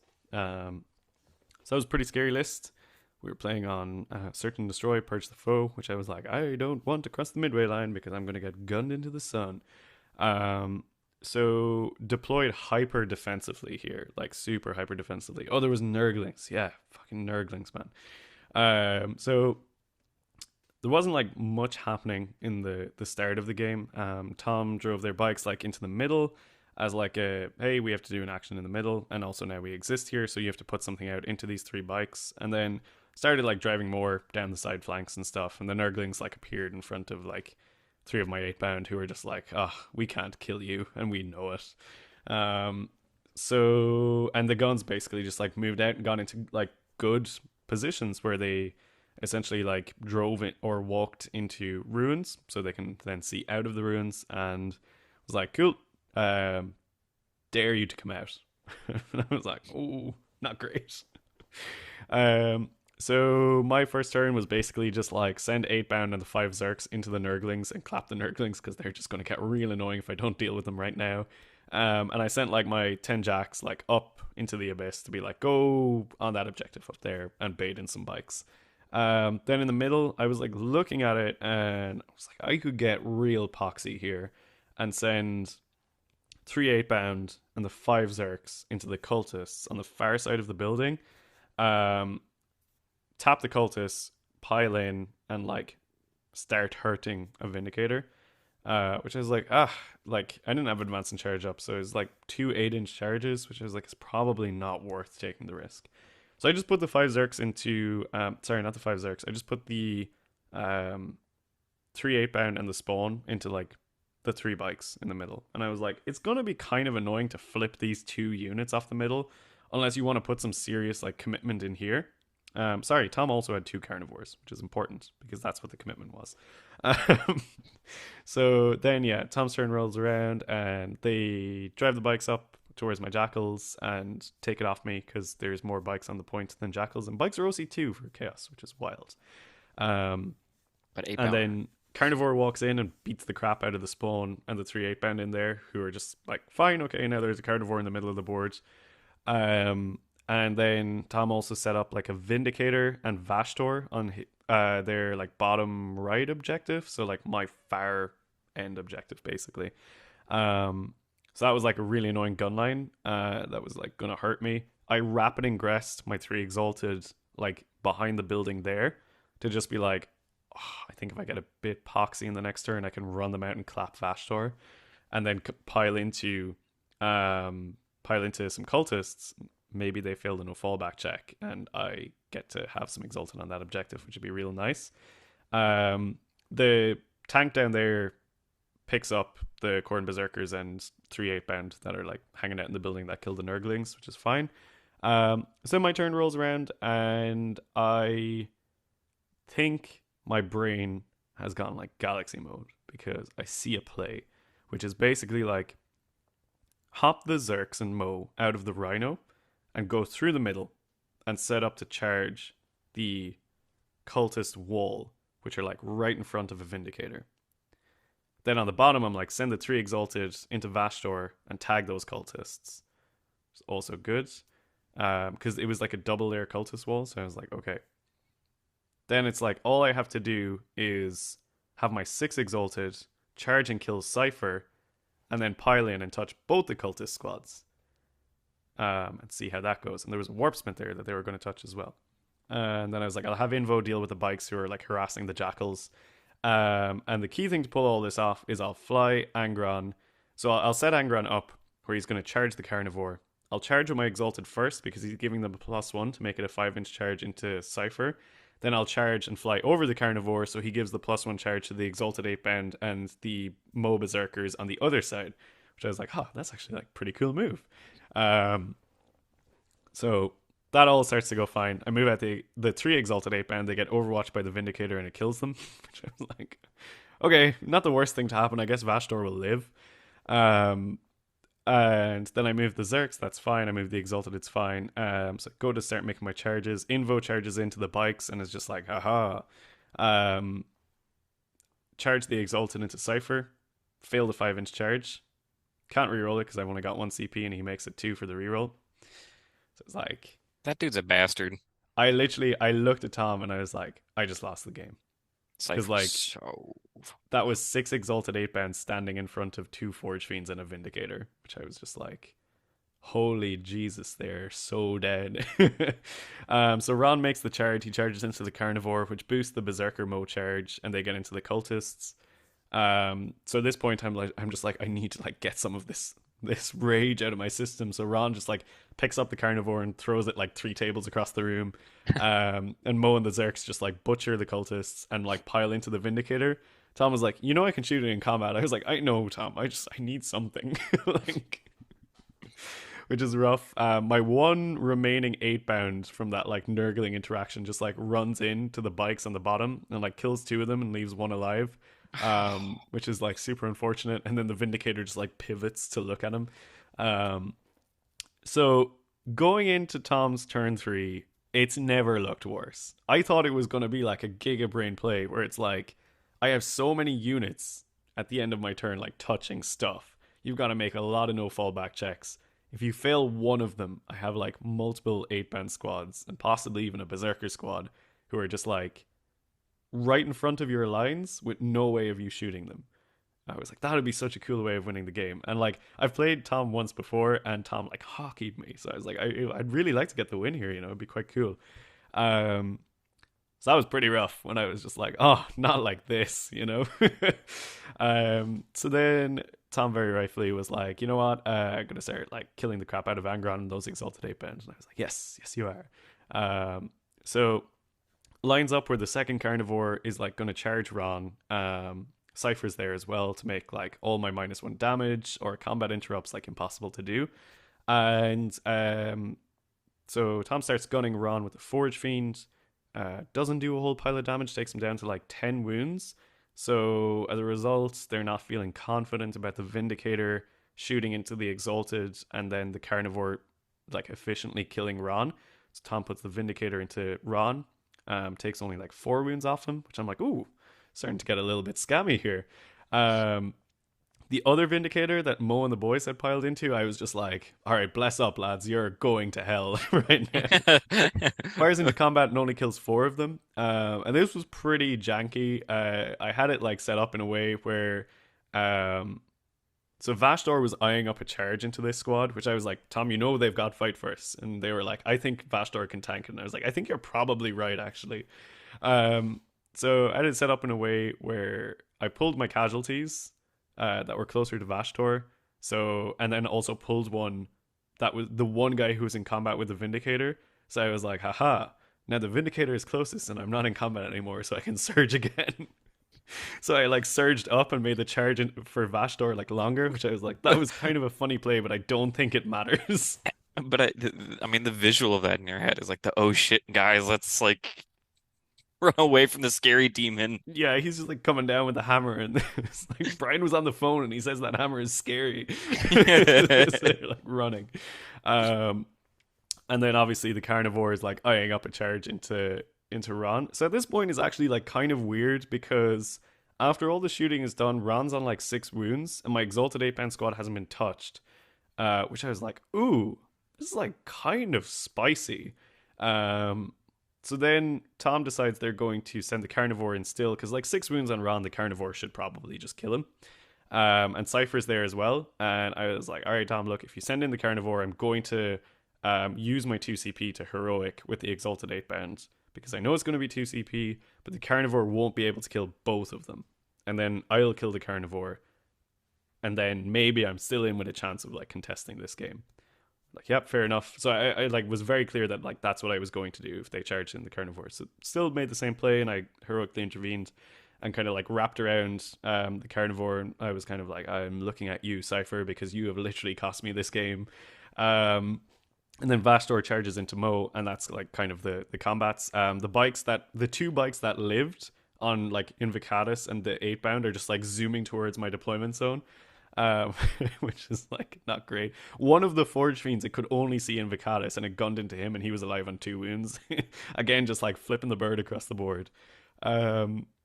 So yeah, fight first with Mo, takes Vashtor down to 2 wounds. which I was like, pretty cash, pretty nice. Um, Vashtor Dark Pacts, fails the Dark Pact, dies.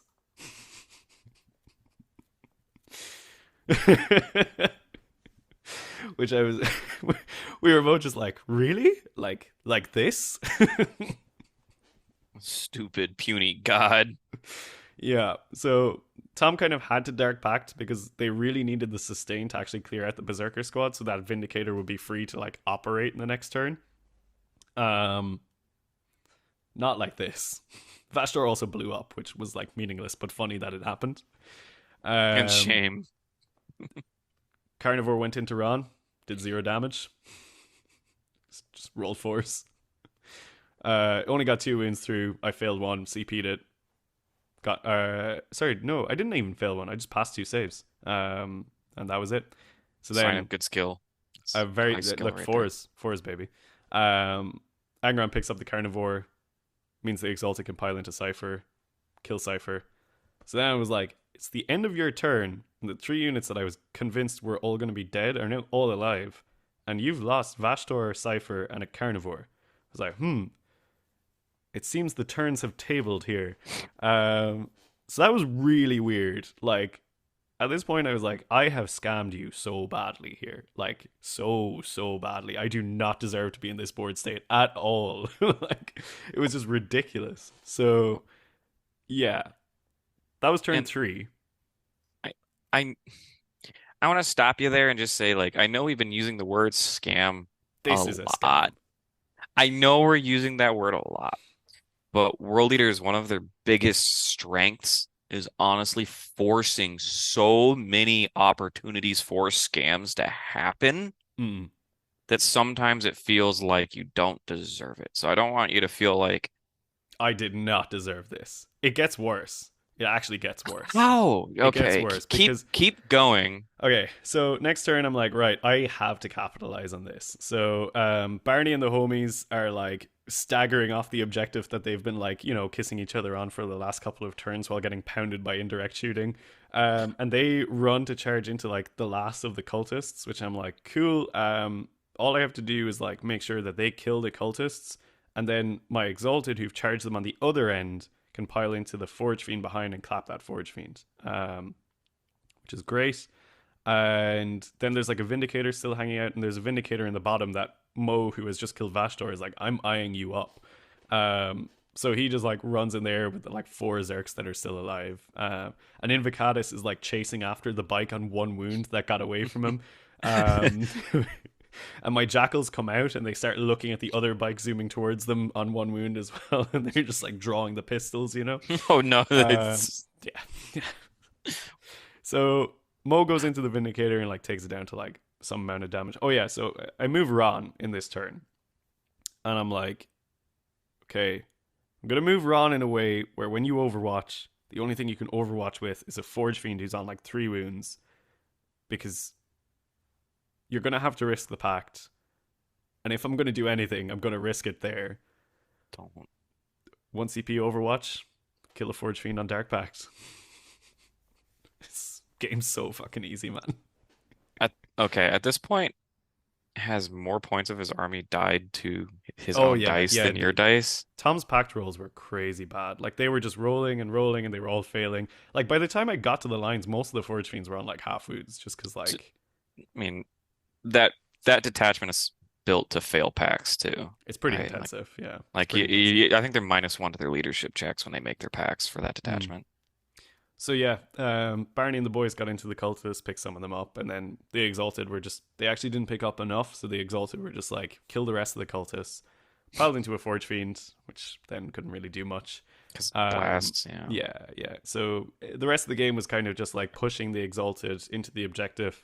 Vindicator shows up in the next turn, sends Ron into the Shadow Realm. Mo kills the Vindicator, and I was like, fuck it, I'll throw the Blood Dice because I needed to get sustained hits up on the Exalted to make sure that they kill the Forge Fiend. And I rolled the dice, and I was like, oh, okay, look, there's double six for the sustained. And I was like, wait, triple six.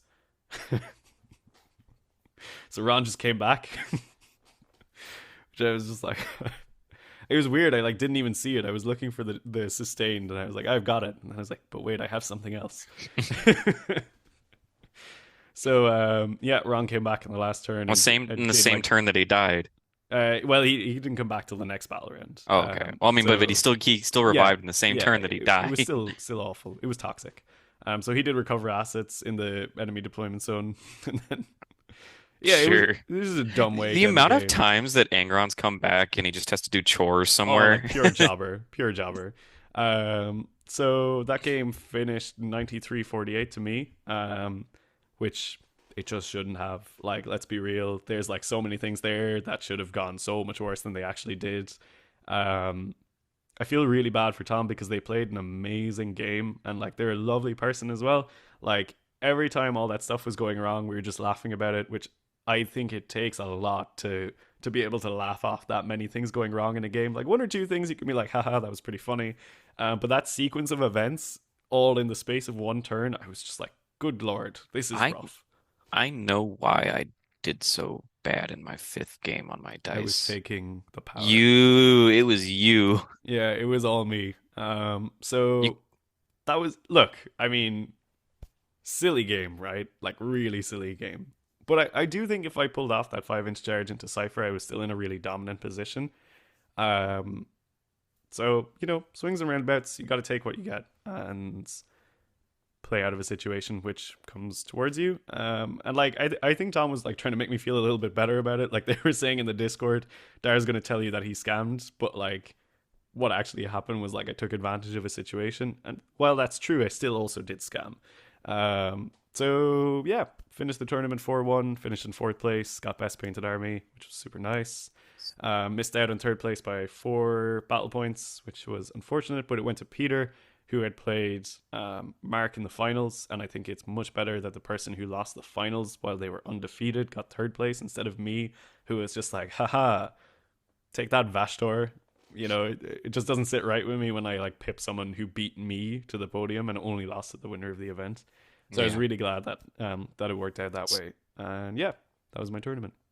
Sounds awesome. I mean, it sounds like at least you may have been running around like it was a circus act, but you at least had a fun time. Like, I had a really fun and I, time. Yeah, and like, don't cut yourself short. Like, our army just gives a lot of opportunity for scams to happen, I and guess it helps when your opponents also roll below average while you're scamming them. So, I wanted to beat Tom honestly and properly. Um, didn't feel that way. You know, didn't feel that way. game, you cannot rely on averages for dice, No, for of course it's a dice outcomes. game. And I mean, I'm I not feel like like I'm not salty about the win. I'm just like that was weird and silly and one of those 40K moments, I guess. And I feel like more often than not, what happens a lot where dice rolls will end up averaging out over the course of a game, Mm, but you're gonna have something pop off and something disappoint you, which mm. is perfectly average if you combine the two together. I also So just think that like you're right that like world leaders are one of those armies where if anything swings like slightly their way, it's like hugely advantageous where they can capitalize on it really quickly. yeah, I And mean yeah, we got look, Blood Surge, no fallback aura, anger on revive, yeah, it's crazy.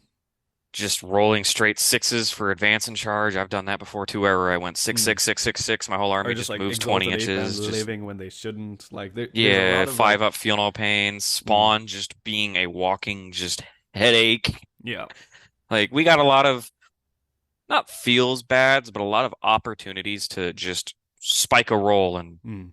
run with it and really punish your opponent. So like, So yeah.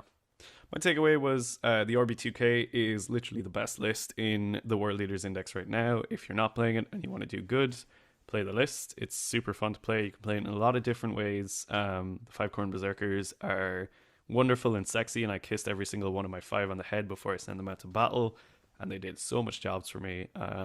Yeah, the list is and, amazing. Great and toolbox. just Ryan sent us a few stats, just a quick. If you're still here Yes. with us, guys, thank you. I know we've been Yeah, this going for a feels like it's while, been like a but 3 hour video, but yeah, double Skull Takers in one is a lot. and this is, I mean, if you're here, thank you. But like, this is a really good video for like just catching up on some like meta stuff that's happening right New now. This tech, list, basically. new tech. This list is fantastic. Mm. This will kind of substitute for like a list breakdown for us too, which this list probably deserves its own video, but kind of got combined into this one. We So might quick get weekend. Ryan to do a video on this because Yeah, and it's then his baby. yep. And then despite just popping off between Dara and me, and we actually had another world leader list on a similar version of this. Same core, went 6-2 at Coventry. 48 players playing world leaders this weekend. We still had a 42% win rate despite The big dip. a lot of pop off. Notably, only 3 people playing this style of a list. A lot of people were playing non-Gron and experimenting. A lot of There people were was a playing eight non-Gran at bounce man, Gaelcon, which went 3-2. and then there were a couple non-Grons at Coventry. Mm. Um, I think this a list, lot of our patrons are at Coventry as well. So shout out to any of you who went and rep the faction. Like some of you were bringing some cool shit, and it was really cool to keep up and see how but you're getting on. seriously, try this list though. Like Or between experiment, mess around. Like I said, 2 months, do what you want to do as well. But if you want to like get the cutting edge, I think this is the cutting edge. This is a highly powerful list. I mean, Ryan, Dara, and I combined are like an 85% win rate on it right now. What is it? So we all lost one game, so that's 13-3 between the three of us And I over think the last week. I think he's been playing a couple league games with it mixed in Yeah, but there. I mean tournament games, right? Yeah, well, leagues count. Sure, Okay. sure. Let's But see how long it goes though, because you got events, I've got events. We're still running the RB2K, so it's gonna be good. I have no incentive to change it at all. I Me either. Yeah, can't think of anything better. no, it's beautiful and it's cool. Cool to come away from an event and be like, that list is perfect. Yeah.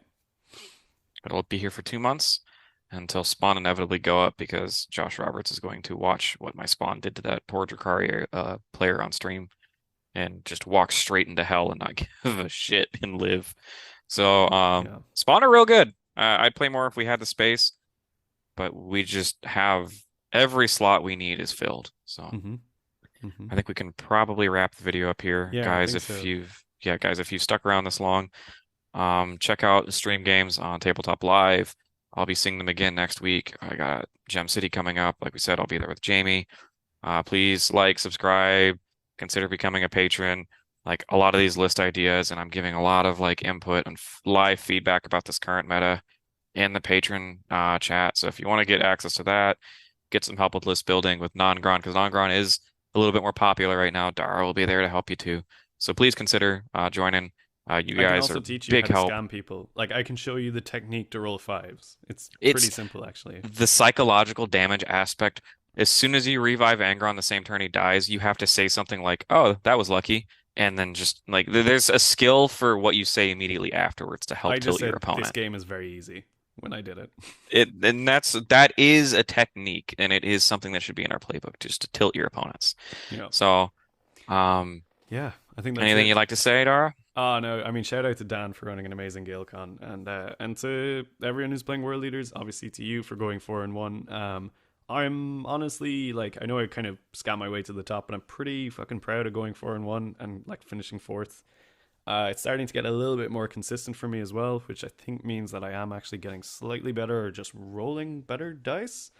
Um, so yeah, really good times. And just to echo Brian, if you want to support us, see more stuff like this, see us going to more events, Patreon is the way, the best way to do it. So consider subbing, check out the links below, watch the streams that we have there, or join the Discord. So until the next one, folks, I've been Dara, this has been Brian, you have been watching The Red Path, and for the special double extra long episode of The Skull Takers, until the next one, stay healthy, stay safe, and kill, maim, burn.